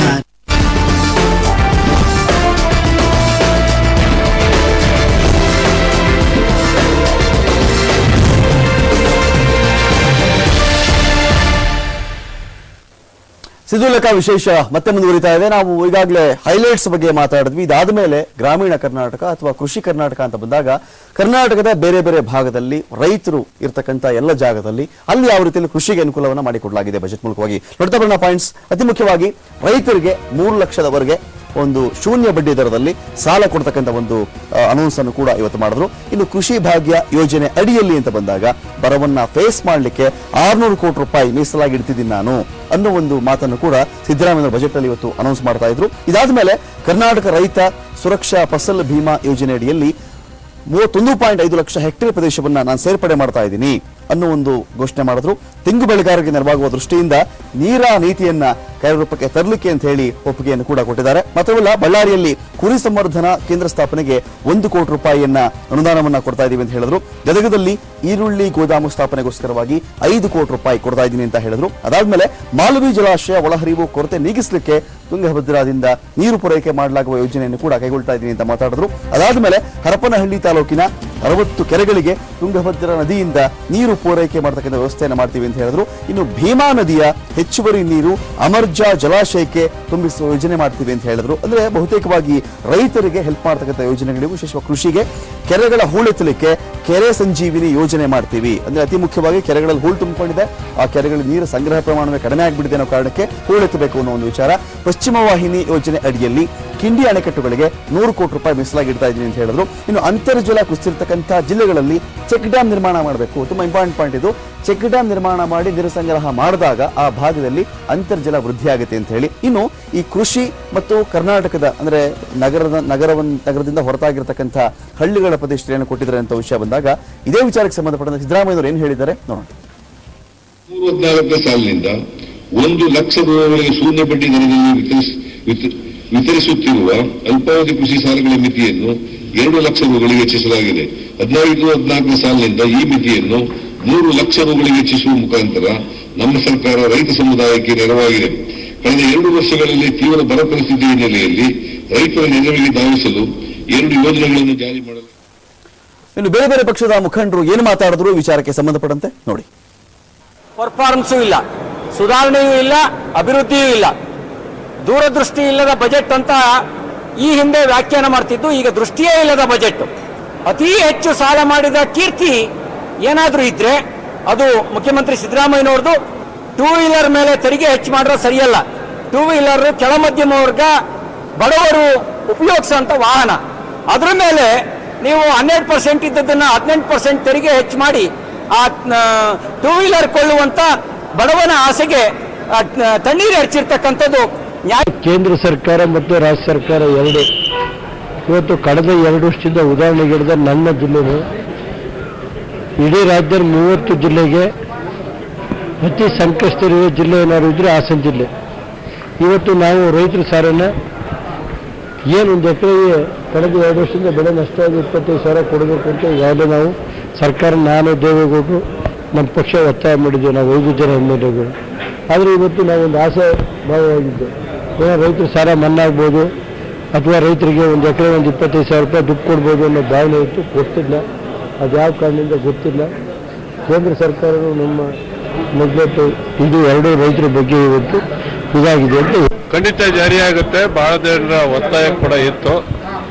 ಸುಮ್ಮನೆ ಹೀಗೆ ಮುಂದುವರಿಸಿದ್ರೆ ಅರ್ಥ ಇಲ್ಲ. ಒಂದು ಹಂತದಲ್ಲಿ ಇದನ್ನ ತೀರ್ಮಾನ ಮಾಡೋಣ ಉದ್ದೇಶದಿಂದ ಮಾನ್ಯ ಮುಖ್ಯಮಂತ್ರಿಗಳು ಒಪ್ಪಿಕೊಂಡು 49 ಹೊಸ ತಾಲೂಕುಗಳನ್ನು ಅಸ್ತಿತ್ವಕ್ಕೆ ಘೋಷಣೆ ಮಾಡಿದ್ದಾರೆ. ಈಗ ಅದನ್ನ ಪ್ರಾರಂಭ ಮಾಡ್ತೀವಿ. ಉತ್ತಮವಾದ ಪ್ರಾಜೆಕ್ಟ್ ಇದೆ. ಕಾರ್ಯಕ್ರಮಗಳನ್ನು ಅನುಷ್ಠಾನಗೊಳಿಸಲು ಮತ್ತು ಮುಂದಿನ ಸನ್ಮಾನ್ಯ ಮುಖ್ಯಮಂತ್ರಿಗಳಾದಂತಹ ಸಿದ್ದರಾಮಯ್ಯ ಅವರು ಮಂಡಿಸಿರುವಂಥದ್ದು ಅತ್ಯಂತ ಪ್ರಗತಿಪರವಾದಂತಹ ಒಂದು ಆಯವ್ಯಯ. ಶಾಲಾ ಕಾಲೇಜುಗಳ ದುರಸ್ತಿ ಇದು ಪ್ರತಿ ವರ್ಷ ಕೇವಲ 15 ಕೋಟಿ ಮಾತ್ರ ಸಿಗ್ತಾ ಇತ್ತು. ಈ ಸತಿ ವಿಶೇಷವಾಗಿ 300 ಕೋಟಿವರೆಗೂ ನಮಗೆ ಸಿಕ್ಕಿರುವಂಥದ್ದು. ನನ್ನ ಇಲಾಖೆಗೆ ಬರೀ ಶಾಲಾ ಕೊಠಡಿಗಳ ನಿರ್ವಹಣೆ ಮಾಡ್ಕೊಳ್ಳುವಂಥದ್ದಕ್ಕೆ ಸಿಕ್ಕಿರಲಿಲ್ಲ. 1ನೇ ತರಗತಿಯಿಂದ 8ನೇ ತರಗತಿವರೆಗೂ ಸುಮಾರು 50,000 ಶಿಕ್ಷಕರನ್ನ ಪ್ರತಿ ವರ್ಷ ತರಬೇತಿಗೆ ಒಳಪಡಿಸುವಂಥದ್ದು ಮತ್ತು 8ನೇ ತರಗತಿಯಿಂದ 10ನೇ ತರಗತಿಯ ಹೆಣ್ಮಕ್ಕಳಿಗೆ ಚುಡಿದಾರ್ ಸಮವಸ್ತ್ರ ಕೊಡುವಂಥದ್ದು ಕೂಡ ಇವತ್ತು ಘೋಷಣೆ ಆಗಿರುವಂಥದ್ದು. ಬಹಳ ಸಿದ್ದರಾಮಯ್ಯನವರ ನೇತೃತ್ವದ ಕಾಂಗ್ರೆಸ್ ಸರ್ಕಾರ ಅವರು 12ನೇ ಬಾರಿ ಮಂಡಿಸಿದಂಥ ಒಂದು ಬಜೆಟ್ ಸಮಾನತೆ ಮತ್ತು ಸಾಮಾಜಿಕ ನ್ಯಾಯವನ್ನು ಎತ್ತಿಡುವಂಥ ಬಜೆಟ್. ನುಡಿದಂತೆ ನಡೆಯುವಂಥವ್ರು ನಾವು. ನಮ್ಮ ಮುಖ್ಯಮಂತ್ರಿ ಸಿದ್ದರಾಮಯ್ಯನವರು ಕೆಲವು ಕಡೆಗೆ ಸಾಲ ಮನ್ನಾವನ್ನು ಮಾಡಿದ್ದೇವೆ. ಸಾಲ ಮನ್ನಾ ಮಾಡಲಿಕ್ಕೆ ಕೇಂದ್ರ ಸರ್ಕಾರ ಮತ್ತು ರಾಜ್ಯ ಸರ್ಕಾರ ಮಾಡಬೇಕು. ಹಿಂದೆ ನಮ್ಮ ಸರ್ಕಾರ ಕೇಂದ್ರದಲ್ಲಿದ್ದಂಥ ಸಂದರ್ಭದಲ್ಲಿ ಸಾವಿರಾರು ಕೋಟಿ ಹಣವನ್ನು ರಾಷ್ಟ್ರೀಕೃತ ಬ್ಯಾಂಕ್ನಲ್ಲಿ ಸಾಲ ಮಾಡಿದ್ದನ್ನು ಮನ್ನಾ ಮಾಡಿದಂಥ ಕೀರ್ತಿ ಕಾಂಗ್ರೆಸ್ ಸಲ್ಲುತ್ತೆ. ಬಿಜೆಪಿಯವರು ಏನು ಘೋಷಣೆ ಮಾಡಿದಾರೋ, ರೈತರ ಬಗ್ಗೆ ಮೊಸರು ಕಣ್ಣೀರು ಸುರಿಸ್ತಾ ಇದ್ದಾರೋ, ಮೋದಿ ಅವರು ರಾಜ್ಯದಲ್ಲಿ ಬಿದ್ದಿರತಕ್ಕಂಥ ಈ ಭೀಕರವಾದಂಥ ಬರಗಾಲವನ್ನು ವೀಕ್ಷಣೆ ಮಾಡಿ ರಾಜ್ಯ ಸರ್ಕಾರ ಕೇಂದ್ರ ಸರ್ಕಾರ ಜಂಟಿಯಾಗಿ ರೈತರ ಸಾಲವನ್ನ ಮನ್ನಾ ಮಾಡೋದ್ರ ಮೂಲಕ ಅವರು ನೆರವು ಬರುವಂತ ಔದಾರ್ಯವನ್ನ ಕೇಂದ್ರ ಸರ್ಕಾರ. ಇದು ಮಂಜು ಅವರೇ, ಈಗ ಅತಿ ಮುಖ್ಯವಾಗಿ ರೈತರು ಈ ಸಲದ ಬರ ಪರಿಸ್ಥಿತಿಯನ್ನ ಫೇಸ್ ಮಾಡ್ಲಿಕ್ಕಾಗದೆ ಒದ್ದಾಡ್ತಾ ಇದ್ದಾರೆ. ಒಂದ್ ಹಂತಕ್ಕೆ ಅವ್ರು ಕೇಳ್ತಾರೆ, ಎಲ್ಲೆಲ್ಲಿ ಬೆಳೆ ನಷ್ಟ ಆಗಿದ್ದು ಒಂದು ಪರಿಹಾರವನ್ನು ಕೊಡಿ ಅಂತ ಹೇಳಿ, ಜೊತೆಗೆ ಇದರ ಮಧ್ಯನೂ ಬೆಳೆದಿರ್ತಕ್ಕಂತಹ ಬೆಳೆಗಳಿಗೆ ಕನಿಷ್ಠ ಬೆಂಬಲ ಬೆಲೆ ನಿಗದಿ ಮಾಡಿ ಅಂತ ಹೇಳಿ ಬೆಳೆ ಪರಿಹಾರವನ್ನ ಕೊಡಿ ಅಂತ ಮಾತಾಡ್ತಾರಲ್ವಾ. ಇದಕ್ಕೆ ಕೆಲವು ಸ್ಪೆಸಿಫಿಕ್ ಆಗಿ ನೀವು ಹೇಳಿದ್ದೀರಾ, ಮಾತಾಡಿದ್ದೀರಾ, ಈ ಬಜೆಟ್ ಮಾತನಾಡ್ತಾ ಇದ್ರ ಬಗ್ಗೆ ಅಂತ? ನೋಡಿ, ಬಜೆಟ್ ಬೇರೆ, ಸೌಕರ್ಯ ಕೊಡ್ತಕ್ಕಂಥದ್ದು ಬೇರೆ. ಇವತ್ತು ಬಜೆಟ್ ಅಲ್ಲಿ ನಾವು 3 ಲಕ್ಷದವರೆಗೆ ಸಾಲ ಸೌಕರ್ಯವನ್ನ ವಿತೌಟ್ ಇಂಟ್ರೆಸ್ಟ್ ಕೊಡಬೇಕು ಅಂತ ಮಾಡಿರ್ತಕ್ಕಂಥದ್ದು. 10 ಲಕ್ಷದವರೆಗೆ 3% ಅಲ್ಲಿ ಕೊಡ್ತಕ್ಕಂಥದ್ದು. ಒಟ್ಟು 25 ಲಕ್ಷ ಜನರಿಗೆ 13,500 ಕೋಟಿವರೆಗೆ ಸಾಲ ಕೊಡಬೇಕು ಅಂತ ಗುರಿ ಹಾಕೊಂಡಿರ್ತಕ್ಕಂಥದ್ದು ನಮ್ಮ ಸರ್ಕಾರ. ಬಹುಶಃ ನನಗನ್ನಿಸ್ತದೆ, ಮೊದಲು ಪಂಚಾಯತಿನಲ್ಲಿ ಹೋದಾಗ ವಿಲೇಜ್ ಅಕೌಂಟೆಂಟು ಯಾವ್ಯಾವ್ದೋ ಬೆಳೆ ಬರೆದ್ಬಿಟ್ಟು ಆ ಬೆಳೆ ಇತ್ತು ಅಂತ ಹೇಳಿ ದುಡ್ಡನ್ನ ಬರಿತಾ ಇರ್ತಕ್ಕಂಥದ್ದನ್ನ ನಾವು ನೋಡ್ತಾ ಇದ್ದು. ಬಹುಶಃ ಈಗ ಹಂಗಾಗಲ್ಲ. ಈಗ ಹೊಸ ವಿಧಾನವನ್ನ ಕಂಡುಹಿಡಿದಿದ್ದಾರೆ. Technology is improved. ರೈತ ಅವನ ಜಮೀನ್ಗೆ ಹೋಗಿ ಆ ಸರ್ವೆ ನಂಬರ್ ಮೇಲೆ ಇಟ್ಕೊಂಡು ಆಪನ್ನ ಇದನ್ನ ಮಾಡ್ಕೊಂಡು ಯಾವ ಬೆಳೆ ಬೆಳೆದಿದ್ದಾನೆ ಏನು ಅಂತ ಹೇಳಿದ್ರೆ ನೇರವಾಗಿ ಅವನಿಗೆ ಯಾವ ಬೆಳೆಯಿಂದ ಎಷ್ಟು ಲಾಸ್ ಆಗಿದೆ ಅನ್ನೋದನ್ನ ಗುರ್ತು ಮಾಡ್ತಕ್ಕಂಥ ಒಂದು ಹೊಸ ವಿಧಾನವನ್ನ ನಾವು ಈಗ ಆಗ್ಲೇ ಎಕ್ಸ್ಪೆರಿಮೆಂಟ್ ಮಾಡಿ ಅದನ್ನ ಮಾಡ್ತಾ ಇದೀವಿ. ಬಹುಶಃ ನನಗೆ ಅಂತದೆ, ಮುಂದಿನ ದಿನಗಳಲ್ಲಿ ಯಾರು ನಿಜವಾದಂತ ಬೆಳೆಯಲ್ಲಿ ಲಾಸ್ ಆಗಿದೆ ಆ ಸಾಲವನ್ನ ಕಟ್ಕೊಡೋದಕ್ಕೆ ಸರ್ಕಾರ ಮುಂದೆ ಬರ್ತದೆ ಅನ್ನೋದ್ರಲ್ಲಿ ನನಗೆ ಯಾವುದೇ ಆದಂತ ಸಂಶಯ ಇಲ್ಲ. ಮುಂಚೆ ಇಲ್ಲಿ ಏನಂತ ಹೇಳಿದ್ರೆ, ಈಗ 3 ಲಕ್ಷದವರೆಗಿನ ಸಾಲ ಮಾಡಿದ್ರೆ ಅವ್ರಿಗೆ ಬಡ್ಡಿ ಅವ್ರು ಕಟ್ಟಬೇಕಾಗಿಲ್ಲ, ಶೂನ್ಯ ಬಡ್ಡಿ ದರದ ಸಾಲ ಅಂತ ನೀವು ಮಾತಾಡ್ತಾ ಇದ್ದೀರಿ. ರೈತರು ನಮ್ಮನ್ನ ಸಾಲದಿಂದ ಮುಕ್ತರನ್ನಾಗಿ ಮಾಡಿ ಅಂತ ಹೇಳಿದ್ರೆ ಮತ್ತೆ ಸಾಲ ಕೊಡ್ತೀವಿ, ಮತ್ತೆ ಅದಾದ್ಮೇಲೆ ನೀವು ತೀರಿಸ್ಕೊಡಿ ಅಂತ ನೀವು ಮಾತಾಡ್ತಾ ಇದ್ರಿ. ಇಮಿಡಿಯೇಟ್ಲಿ ನೀವು ಹೇಳಿ, ನಿಜಕ್ಕೂ ಈ ರೈತರಿಗೆ ಸಾಲ ಅನ್ನೋದು ಅತ್ಯಂತ ಬಡವರ್ಗದ ರೈತರಿಗೆ ಸಾಲ ಸಿಗ್ತಾ ಇದೆಯಾ ನಮ್ಮಲ್ಲಿ ಅಂತ ವ್ಯವಸ್ಥೆಗಳು ಮಾಡಿದೀರಾ ನೀವು? ನೋಡಿ, ಇಲ್ಲಿ ಈಗ ಬಾರಿ ಉತ್ತಮವಾದಂತ ಪ್ರಶ್ನೆ ಇದು. ಕೋಆಪರೇಟಿವ್ ಮೂವ್ಮೆಂಟ್ ಅಲ್ಲಿ ಸಾಲ ಯಾರಿಗೆ ಸಿಗ್ತದೆ ಅಂದ್ರೆ, ಯಾರು ಬುದ್ಧಿವಂತ ಆಗಿರ್ತಾನೆ, ಯಾರು ಸಾಲ ಮನ್ನಾ ಆಗ್ತದೆ ಅಂತ ಚಿಂತೆ ಮಾಡ್ತಾನೆ ಅವನೇ ಸಾಲ ತಗೋತಾ ಇರೋದು. ನಿಜವಾದಂತ ಬಡವನಿಗೆ ಸಾಲ ಸಿಗ್ತಾ ಇಲ್ಲ. ಇಲ್ಲಿ ಅದೇ ನ್ಯಾಷನಲೈಸ್ ಬ್ಯಾಂಕ್ ಅಲ್ಲಿ ಎಲ್ರಿಗೂ ಸಾಲ ಸಿಗ್ತದೆ. ಇಲ್ಲಿ ಯಾರು ಅಧ್ಯಕ್ಷ ಆಗಿರ್ತಾರೆ ಕೋಆಪರೇಟಿವ್ ಬ್ಯಾಂಕ್ ಅಲ್ಲಿ, ಅವ್ರ ನಂಟ್ರಿಸ್ಟ್ಗೆ ಇವ್ರಿಗೆ ಅವ್ರ ಪರಿಸರಕ್ಕೆ ಮಾತ್ರ ಸಾಲ ಕೊಟ್ಕೊಂಡಿರ್ತಾರೆ. ಸಾಲ ಮನ್ನಾ ಆದ್ರೆ ಮತ್ತೆ ಅವ್ರಿಗೆ ಆಗ್ತದೆ. ಬೇಕಾದ್ರೆ ಹಿಸ್ಟ್ರಿ ತೆಗೀರಿ, ಹಿಂದೆ ಸಾಲ ಮನ್ನಾ ಮಾಡಿರ್ತಕ್ಕಂಥದ್ದು ನೋಡಿದ್ರೆ ಯಾರು ಸಾಲ ಮನ್ನಾ ಆಗಿರ್ತದೆ repeatedly that should not happen. ನಮ್ಮ ದೃಷ್ಟಿ ಏನು ಅಂತ ಅಂದ್ರೆ, ಎಲ್ಲ ಕರ್ನಾಟಕ ರಾಜ್ಯದ ಒಟ್ಟು 23 ಲಕ್ಷ ಜನ ಕೋಆಪರೇಟಿವ್ ನಲ್ಲಿ ಸಾಲ ತಗೊಂಡಿರೋದು, 53 ಲಕ್ಷ ಜನ ನಮ್ಮ ನ್ಯಾಷನಲ್ ಬ್ಯಾಂಕ್ ಅಲ್ಲಿ ತಗೊಂಡಿರೋರಿಗೆ ಎಲ್ರಿಗೂ ಈ ಸೌಕರ್ಯ ಸಿಗಬೇಕು ಅಂತ ಹೇಳಿ ಮುಖ್ಯಮಂತ್ರಿಗಳು ಪ್ರಧಾನಮಂತ್ರಿಯನ್ನು ಕೂಡ ಮನವಿ ಮಾಡಿದ್ದಾರೆ. ನೀವು ಅರ್ಧ ಕೊಡಿ, ನಾವು ಅರ್ಧ ಕೊಡಿ ಅಂತೇಳಿ. ನೀವು ಮೊದ್ಲು ಕೊಡಿ, ನಾವು ಮೊದ್ಲು ಕೊಡಿ ಅಂತ ಪ್ರಶ್ನೆ ಅಲ್ಲ. ಬಹುಶಃ ನಮಗೆ ಕಷ್ಟಕ್ಕೆ ನೆರವಾಗಬೇಕಾದದ್ದು ಕೇಂದ್ರ ಸರ್ಕಾರ. ನನಗೆ ಮುಂದಿನ ದಿನಗಳ ಅವ್ರು ಆಗ್ತಾರೆ ಅಂತ ನನಗೂ ನಂಬಿಕೆ ಇದೆ, ಅದು ಮಾಡ್ತಾರೆ. ಮುಂದಿನ ದಿನಗಳಲ್ಲಿ ಇಬ್ರು ಸೇರಿ ಎಲ್ಲರ ನ್ಯಾಷನಲೈಸ್ ಬ್ಯಾಂಕು ಮತ್ತು ಕೋಆಪರೇಟಿವ್ ಬ್ಯಾಂಕು ಎರಡು ಸೇರಿ ಕೊಡ್ತಕ್ಕಂಥದ್ದಾದ್ರೆ ಕರ್ನಾಟಕದ ಎಲ್ಲಾ ರೈತರ ಸಾಲ ಮನ್ನಾ ಮಾಡೋದಕ್ಕೆ ಸಾಧ್ಯ ಆಗ್ತದೆ. ರವಿ ಸುಬ್ರಹ್ಮಣ್ಯ ಅವರೇ, ಈಗ ಈ ಇಡೀ ಬಜೆಟ್ ಅಂದ್ರೆ ಕೃಷಿ ಕರ್ನಾಟಕ ಅಥವಾ ಗ್ರಾಮೀಣ ಕರ್ನಾಟಕದ ಬಜೆಟ್ ಅಂತ ಬಂದಾಗ ಏನಾದ್ರೂ ಹೊಸ್ತಿದೆ ಅಂತ ಅನಿಸ್ತಿದೆಯಾ ನಿಮಗೆ? ಇದರಲ್ಲಿ ತುಂಬಾ ಹೊಸ್ತಾ ಕೊಟ್ಟಿದ್ದಾರಪ್ಪ ಇವೆಲ್ಲವೂ ಕೂಡ, ಅಥವಾ ಪ್ರತಿ ಸಲವೂ ನಾವು ಇದಕ್ಕೆ 5 ಕೋಟಿ, ಅದಕ್ಕೆ 10 ಕೋಟಿ, ಅದಕ್ಕೆ 50 ಕೋಟಿ, 60 ಕೋಟಿ ಇದನ್ನು ಕೇಳ್ತಾನೆ ಬರ್ತಾ ಇದೀವಿ. ಇಂಪ್ಲಿಮೆಂಟೇಷನ್ ಲೆವೆಲ್ ಬಂದಾಗ ನಿಜಕ್ಕೂ ಜಾರಿ ಆಗ್ತಾ ಇದೆಯಾ? ಆ ಡಿಪಾರ್ಟ್ಮೆಂಟ್ ಹೆಚ್ಚು ಮುತುವರ್ಜಿಯನ್ನ ವಹಿಸಿಕೊಂಡು ಕೆಲಸ ಮಾಡ್ತೀವಿ ಅಂತ ನಿಮ್ಗೆ ಅನಿಸ್ತಿದ್ಯಾ ಅಂತ? ಖಂಡಿತ ಇಲ್ಲ. ತಾವು ಹೇಳಿದ್ದಕ್ಕೆ ಕೇಳೋದಕ್ಕೆ ಮುಂಚೆ, ಯಾಕಂದ್ರೆ ನಾನು ಹಳೆಯ ಒಂದು ಪ್ರಶ್ನೆಗೆ ಮಂಜು ಅವ್ರಿಗೂ ಒಂದು ಉತ್ತರ ಕೊಡಬೇಕು, ಅದು ಕೊಟ್ಬಿಟ್ಟು ತಾವು ಹೇಳಿದ ಪ್ರಶ್ನೆಗೆ ಬರ್ತೀನಿ. ಅವ್ರು ಈಗ ಬಹಳ ಒಂದು ವಾಸ್ತವಾಂಶವನ್ನು ಒಪ್ಕೊಂಡ್ರು, ಬಜೆಟ್ನಲ್ಲಿ ಘೋಷಣೆ ಮಾಡೋದು ಬೇರೆ, ಕೊಡೋದೇ ಬೇರೆ ಅಂತ ಈಗ ಹೇಳ್ತಾ ಇದ್ರು. ಹಾಗೇನೆ ಬಹುಶಃ ಆ ವಸತಿ ಮನೆಗಳ ಬಗ್ಗೆ ಹೇಳ್ತಾ ಇದ್ರಲ್ಲ, ಬೆಂಗಳೂರಿನಲ್ಲಿ ಎಲ್ಲಿದೆ ಸೈಟ್ ಕೊಡೋಕ್ಕೆ, ನಗರ ಪ್ರದೇಶದಲ್ಲಿ ಜಾಗ ಕೊಡ್ತೀರಾ ಅಂತ, ಅದಕ್ಕೆ ಘೋಷಣೆ ಮಾಡಬೇಡಿ ಅಂತ ನಾನು ಹೇಳ್ತಾ ಇರೋದು. ನೀವು 10,000 ಸೈಟ್ ಕೊಡ್ತೀವಿ ಅಂತ ಸುಳ್ಳು ಯಾಕೆ ಘೋಷಣೆ ಮಾಡಿ ಹೋಗಿ ತುಪ್ಪ ಸುಸ್ತೀರಿ ಅಂತೇಳಿ ಆ ಥರದ್ದನ್ನು ಮಾಡೋದು ಬೇಡ. ಕೇಂದ್ರ ಸರ್ಕಾರ ಸುಮ್ಮನೆ ಕೊಡ್ತಾ ಇದೆ, ನಮಗೆ ಬರಬೇಕಾದ ಪಾಲನೆ ಕೊಡ್ತಾ ಇದೆ. ಖಂಡಿತ ಕೇಂದ್ರ ಸರ್ಕಾರ ಜವಾಬ್ದಾರಿ ಇದೆ, ಕೊಡಲೇಬೇಕು. ಆದರೆ ಹಿಂದಿಗಿಂತಲೂ ಜಾಸ್ತಿ ಇವತ್ತು 42% ಕೊಡ್ತಾ ಇದೆ. ಈಗ ಕೇಂದ್ರ ಸರ್ಕಾರ ಇವತ್ತು ಅವ್ರು ಕೇಳ್ತಾ ಇರೋ ಬಡ್ಜೆಟ್ಟಿನ ಪಾಲನೆ ಪ್ರಕಾರನೇ ಅವರ ತೆರಿಗೆ ಕಡೆಯಿಂದ 31,000 ಕೋಟಿ ಮತ್ತು ಬೇರೆ ಬೇರೆ ರೀತಿಯಲ್ಲಿ ಅಂದ್ರೆ 16,000 ಕೋಟಿ, ಒಟ್ಟು 47,000 ಕೋಟಿಯನ್ನ ಕೇಂದ್ರದಿಂದ ನಿರೀಕ್ಷೆ ಮಾಡ್ತಾ ಇದ್ದಾರೆ ಇವರು ಆದಾಯದಲ್ಲಿ. ಅಂದ್ರೆ ಯೋಚನೆ ಮಾಡಬೇಕು. ಇವತ್ತು ಬಸ್ಗಳದ್ದಲ್ಲೂ ಅಷ್ಟೇ. ಈಗ ಅಗ್ರಿಕಲ್ಚರ್ಗೆ ಬಂದ್ರಿ ತಾವು, ಅಗ್ರಿಕಲ್ಚರ್ ಹೇಳೋದಾದ್ರೆ ಕೆರೆ ತುಂಬಿಸೋ ಯೋಜನೆ definitely we will welcome it, ಮಾಡಬೇಕಾಗಿದೆ. ಯಾಕಂದ್ರೆ ಎಲ್ಲಿ ನಾವು ಅಂಡರ್ಗ್ರೌಂಡ್ ವಾಟರ್ ಟೇಬಲ್ ಅನ್ನ ಜಾಸ್ತಿ ಮಾಡ್ತೀವಿ ಅಂತ ನೋಡ್ತೀವಿ, ಕೆರೆ ತುಂಬಿಸಬೇಕಾಗಿದೆ. ಚೆಕ್ ಡ್ಯಾಮ್ಗಳಿಗೆ ಕೊಟ್ಟಿರ್ತಕ್ಕಂಥ ಅನುದಾನ ಅತ್ಯಂತ ಕಡಿಮೆ. ತಮಿಳುನಾಡಿಗೆ ಕಂಪೇರ್ ಮಾಡಿದ್ರೆ ಎಲ್ಲಿ ಒಂದು ಮೂಲೆ ಒಳಗೆ ನೀರು ಹರಿದೋಗುತ್ತೋ ತಕ್ಷಣ ಅದಕ್ಕೆ ನಿಲ್ಲಿಸ್ತಾರೆ, ಆದ್ಯತೆ ಅದಕ್ಕೆ ಕೊಡ್ತಾರೆ. ಇವತ್ತು ಏನಾಗಿದೆ ಅಂದ್ರೆ ಇದರಲ್ಲಿ ಆಗ್ತಾ ಇರತಕ್ಕಂಥದ್ದು ಸೋರಿಕೆಗಳೇ ಜಾಸ್ತಿ ಆಗಿದೆ ಹೊರತು ಅದನ್ನ ತಡೆ ಹಿಡಿಯೋಕೆ ಏನ್ ಕ್ರಮ ತಗೋತೀವಿ ಅಂತಕ್ಕಂಥದ್ದನ್ನ ಸರ್ಕಾರ ಎಲ್ಲೂ ಸ್ಪಷ್ಟಪಡಿಸಿಲ್ಲ. ಅದನ್ನು ಮಾಡಿದ್ದಿದ್ರೆ ಇವತ್ತು ಬಹುಶಃ ಅವರುಗಳಿಗೆ ಅಂದ್ರೆ ಗ್ರಾಮೀಣ ಭಾಗದಲ್ಲಿರ್ತಕ್ಕಂತಹ ಯುವಕರಿಗೆ ಒಂದು ಉದ್ಯೋಗ ಸೃಷ್ಟಿ ಆಗ್ಬೇಕಾಗಿದೆ. ಆಲ್ಟರ್ನೇಟಿವ್ ಏನು ಇವತ್ತು ಭಾರತ ಅಂತರ್ಜಲ ಮಟ್ಟ ಹಿಂದೆಂದಿಗಿಂತ ಕುಸಿತಿರ್ತಕ್ಕಂಥ ಆ ಒಂದು ಟೈಮ್ ನಲ್ಲಿ ಚೆಕ್ ಡ್ಯಾಮ್ ನಿರ್ಮಾಣ ಮಾಡ್ತೀವಿ ನಾವು ಅಂತ ಹೇಳ್ತಿದಾರಲ್ವಾ, ನಿಜಕ್ಕೂ ಇಂಥ ಚೆಕ್ ಡ್ಯಾಮ್ಗಳು ಬೇರೆ ಬೇರೆ ಸಂದರ್ಭಗಳಲ್ಲಿ ಬೇರೆ ಬೇರೆ ವರ್ಷಗಳಲ್ಲಿ ಎಷ್ಟಾಗಿದೆ, ಅವುಗಳ ಪ್ರಗತಿ ಹೇಗಿದೆ, ಇದೊಂದು ಪರಿಶೀಲನೆ ನಡೆದಿದೆಯಾ ಕರೆಕ್ಟಾಗಿ ಅಂತ ಹೇಳಿ? ನನಗೆ ಅದನ್ನ ಹೇಳಿದ್ದು, ಹಿಂದಿನ ವರ್ಷಗಳಲ್ಲಿ ಬರೀ ಘೋಷಣೆಗಳಾಗಿದೆಯೇ ಹೊರತು ಇಂಪ್ಲಿಮೆಂಟೇಷನ್ 45-50% ಅನ್ನ ದಾಟಿಲ್ಲ. ಆದ್ರಿಂದ ಇಷ್ಟಿಷ್ಟ ಆಗತ್ತೆ, ಇಷ್ಟಕ್ಕಿಷ್ಟ ಆದ್ಯತೆ ಕೊಡ್ತೀವಿ, ಮಾಡ್ತೀವಿ ಅಂತಕ್ಕಂಥದ್ದನ್ನ ಕೊಡ್ಲಿ. ಇವತ್ತು ನರೇಗಾದಲ್ಲಿ ಬೇರೆ ಬೇರೆ ಯೋಜನೆಗಳಲ್ಲಿ ಗ್ರಾಮೀಣ ಉದ್ಯೋಗ ಖಾತ್ರಿ ಒಳಗೆ ಎಷ್ಟೆಷ್ಟು ಬೋಗಸ್ ಕಾರ್ಡ್ಗಳು ಶುರುವಾಗಿದೆ. ಈ ತರದನ್ನೆಲ್ಲ ತಪ್ಪಿಸಬೇಕು. ರವಿಕುಮಾರ್ ಅವರು ಚೆಕ್ ಡ್ಯಾಮ್ ಬಗ್ಗೆ ಹೇಳಿದ್ರು. ಅತಿ ಹೆಚ್ಚು ಚೆಕ್ ಡ್ಯಾಮ್ ಆಗಿರ್ತಕ್ಕಂಥದ್ದು ಕರ್ನಾಟಕ ರಾಜ್ಯದಲ್ಲಿ NRG ಮುಖಾಂತರ ಆಗಿರ್ತಕ್ಕಂಥದ್ದು ನೀವು ಒಪ್ಕೋತೀರಿ, ನಾವು ಒಪ್ಕೋತೀವಿ. ಅದು ರಿಸಲ್ಟ್ ಯಾವಾಗ ಬರ್ತದೆ ಅಂತಂದ್ರೆ ಮಳೆ ಬಂದು ಆ ನೀರು ತುಂಬಿಕೊಂಡು ಆಮೇಲೆ ಒಂದು ವರ್ಷ ತದನಂತರ ರಿಸಲ್ಟ್ ಬರ್ತದೆ ವಿನ ಇಮಿಡಿಯೇಟ್ ಆಗಿ ಬರಕ್ಕೆ ಸಾಧ್ಯ ಇಲ್ಲ. ಬಹುಶಃ ಇವತ್ತು ನಾವು ಹಲವಾರು ಕಾರ್ಯಕ್ರಮಗಳು ಹೊಳೆಯಿಂದ ನೇರವಾಗಿ ಲಿಫ್ಟ್ ಇರಿಗೇಷನ್ ಮುಖಾಂತರ ಕೆರೆ ತುಂಬಿಸ್ತಕ್ಕಂಥ ಇಡೀ ಕರ್ನಾಟಕದಲ್ಲಿ ಮಾಡಿರ್ತಕ್ಕಂಥ ಸ್ಕೀಮ್ ಇದೆಯಲ್ಲ, ಅದು ಹೇಳ್ತಾರೆ ಭಗೀರಥ ಬಂದು ಮೇಲೆ ಹೆಂಗ್ ನೀರು ಬಂದ್ಬಿಡ್ತದೆ ಅಂತ ಹೇಳಿರೋದು ರಾಜಕಾರಣಿಗಳು ನಾವು ನೋಡಿದೀವಿ. ಈಗ ಎತ್ತಿನೊಳೆ ನೀರ್ ಹೆಂಗ್ ಬರ್ತದೆ ಅಂತ ನಾವು ನೋಡಿದ್ದೀರಿ. ನಾವು ಆ ಭಾಗದಿಂದ ಬಂದಿರ್ತಕ್ಕಂಥವ್ರು, ನಮ್ಗೆ ಅಲ್ಲಿ ಗೊತ್ತು 24 TMC ನೀರನ್ನ ಡ್ರಾ ಮಾಡಿ 44 ತಾಲೂಕುಗಳಿಗೆ ಕೆರೆ ತುಂಬಿಸ್ತಕ್ಕಂಥ ಮಾಡ್ತಕ್ಕಂಥದ್ರ ಬಗ್ಗೆ ನಾವು ಸರ್ಕಾರ ತಗೊಂಡಿರ್ತಕ್ಕಂಥದ್ದನ್ನ ನೀವು ನೋಡಿದ್ರಿ, ಅಪೋಸಿಟ್ ಕೂಡ ಮಾಡಿದ್ರಿ. ಕಾರಣ ಏನು ಅಂದ್ರೆ ಇವ್ರ ಕಾಲದಲ್ಲಿ ಆಗ್ತದೆ, ಅವ್ರು ಆಗ್ತದೆ ಅಂತ ಹೇಳಿ. ಬಹುಶಃ ಒಂದಂತೂ ಸತ್ಯ, ಹೊಳೆಯಿಂದ ಮಾಡಿದಂತ ಲಿಫ್ಟ್ ಇರಿಗೇಷನ್ ಯಾವುದೇ ಕಾರಣದಿಂದ ಫೇಲ್ಯೂರ್ ಆಗಲ್ಲ. ಅದು 24 hours ಅಂದ್ರೆ 365 ದಿವಸನೂ ಅಲ್ಲ, ಕೇವಲ 100 ದಿವಸಗಳ ಕಾಲ ಮಾತ್ರ ನೀರನ್ನ ಲಿಫ್ಟ್ ಮಾಡಿ ಕೆರೆ ತುಂಬಿಸ್ತಕ್ಕಂಥದ್ದು. ಬಹುಶಃ ಆ ತರ ಈ ಸ್ಕೀಮ್ಗಳು ಏನು ಲಿಫ್ಟ್ ಇರಿಗೇಷನ್ ಸ್ಕೀಮ್ಸ್ ಗಳನ್ನ ಮಾಡಿರ್ತಕ್ಕಂಥದ್ದು ಇದೆ, ಅದು ಉತ್ತಮವಾದಂತ ಸ್ಕೀಮು. ಕೆರೆಗಳು ತುಂಬಿದ್ರೆ ಅಂತರ್ಜಲ ಇಂಪ್ರೂವ್ ಆಗಿ ರೈತರು I think they will be happy ಅಂತ ನನ್ನ ಭಾವನೆ. ಇಲ್ಲಿ ರಘು ಅವರೇ 49 ಹೊಸ ತಾಲೂಕುಗಳ ರಚನೆ ಮಾಡ್ತೀವಿ ಅಂತ ಕೂಡ ಅನೌನ್ಸ್ ಮಾಡಿದ್ರು. ಬಿಜೆಪಿ ಅದರ ಅವಧಿ ಮುಗಿತಾ ಇರೋ ಒಂದು ಸಮಯದಲ್ಲಿ ತಾಲೂಕುಗಳ ರಚನೆಗೆ ಮುಂದಾಗಿತ್ತು. ಇದು ಸರಿ ಇಲ್ಲ ಅಂತ ಹೇಳಿ ಸಿದ್ದರಾಮಯ್ಯನವರ ಕೈ ಬಿಟ್ಟಿದ್ರು. ಈಗ ಮತ್ತೆ ಹೊಸ ತಾಲೂಕು ರಚನೆ ಮಾಡ್ತಾ ಇದ್ದಾರೆ. ಹೇಳ್ತಿರ್ತಕ್ಕಂಥದ್ದು ಏನು, ಪ್ಲೇಸ್ ಗಳನ್ನು ಸರಿಯಾಗಿ ಗುರುತು ಮಾಡಿರಲಿಲ್ಲ ಬಿಜೆಪಿ. ನಾನು ಯಾವ ಪ್ರದೇಶ ಯಾವ ಒಂದು ವಿಭಾಗ ಕರೆಕ್ಟ್ ತಾಲೂಕು ಆಗಬೇಕಾಗಿತ್ತು ಗುರುತು ಮಾಡಿದೀನಿ ಅಂತ ಹೇಳ್ತಾ ಇದ್ದಾರೆ. ಹೊಸ ತಾಲೂಕು ರಚನೆಯಿಂದ ಏನ್ ಲಾಭ ಅಥವಾ ಏನ್ ನಷ್ಟ ಅಂತ? ಕೆಲವು ರೀತಿಯಲ್ಲಿ ಅಡ್ಮಿನಿಸ್ಟ್ರೇಟಿವ್ ಡಿಸೆಂಟ್ರಲೈಸ್ ಆಗಿ ಅಲ್ಲಿ ಲೋಕಲ್, ಈಗ ನಮ್ಗೆ ಏನಾಗಿದೆ ಡೆವಲಪ್ಮೆಂಟ್ ಅಂದ್ರೆ ಇವತ್ತು ನಾವು ಬೆಂಗಳೂರು ಅಂತ ನೋಡಲ್ಲ, ಕೋರಮಂಗಲ ಹೆಂಗೆ ಅಂತಾನೆ ನೋಡುವಂಥದ್ದು. ಈ ಕೋರಮಂಗಲ ವಾರ್ತೆ ಅಂತಿದೆ.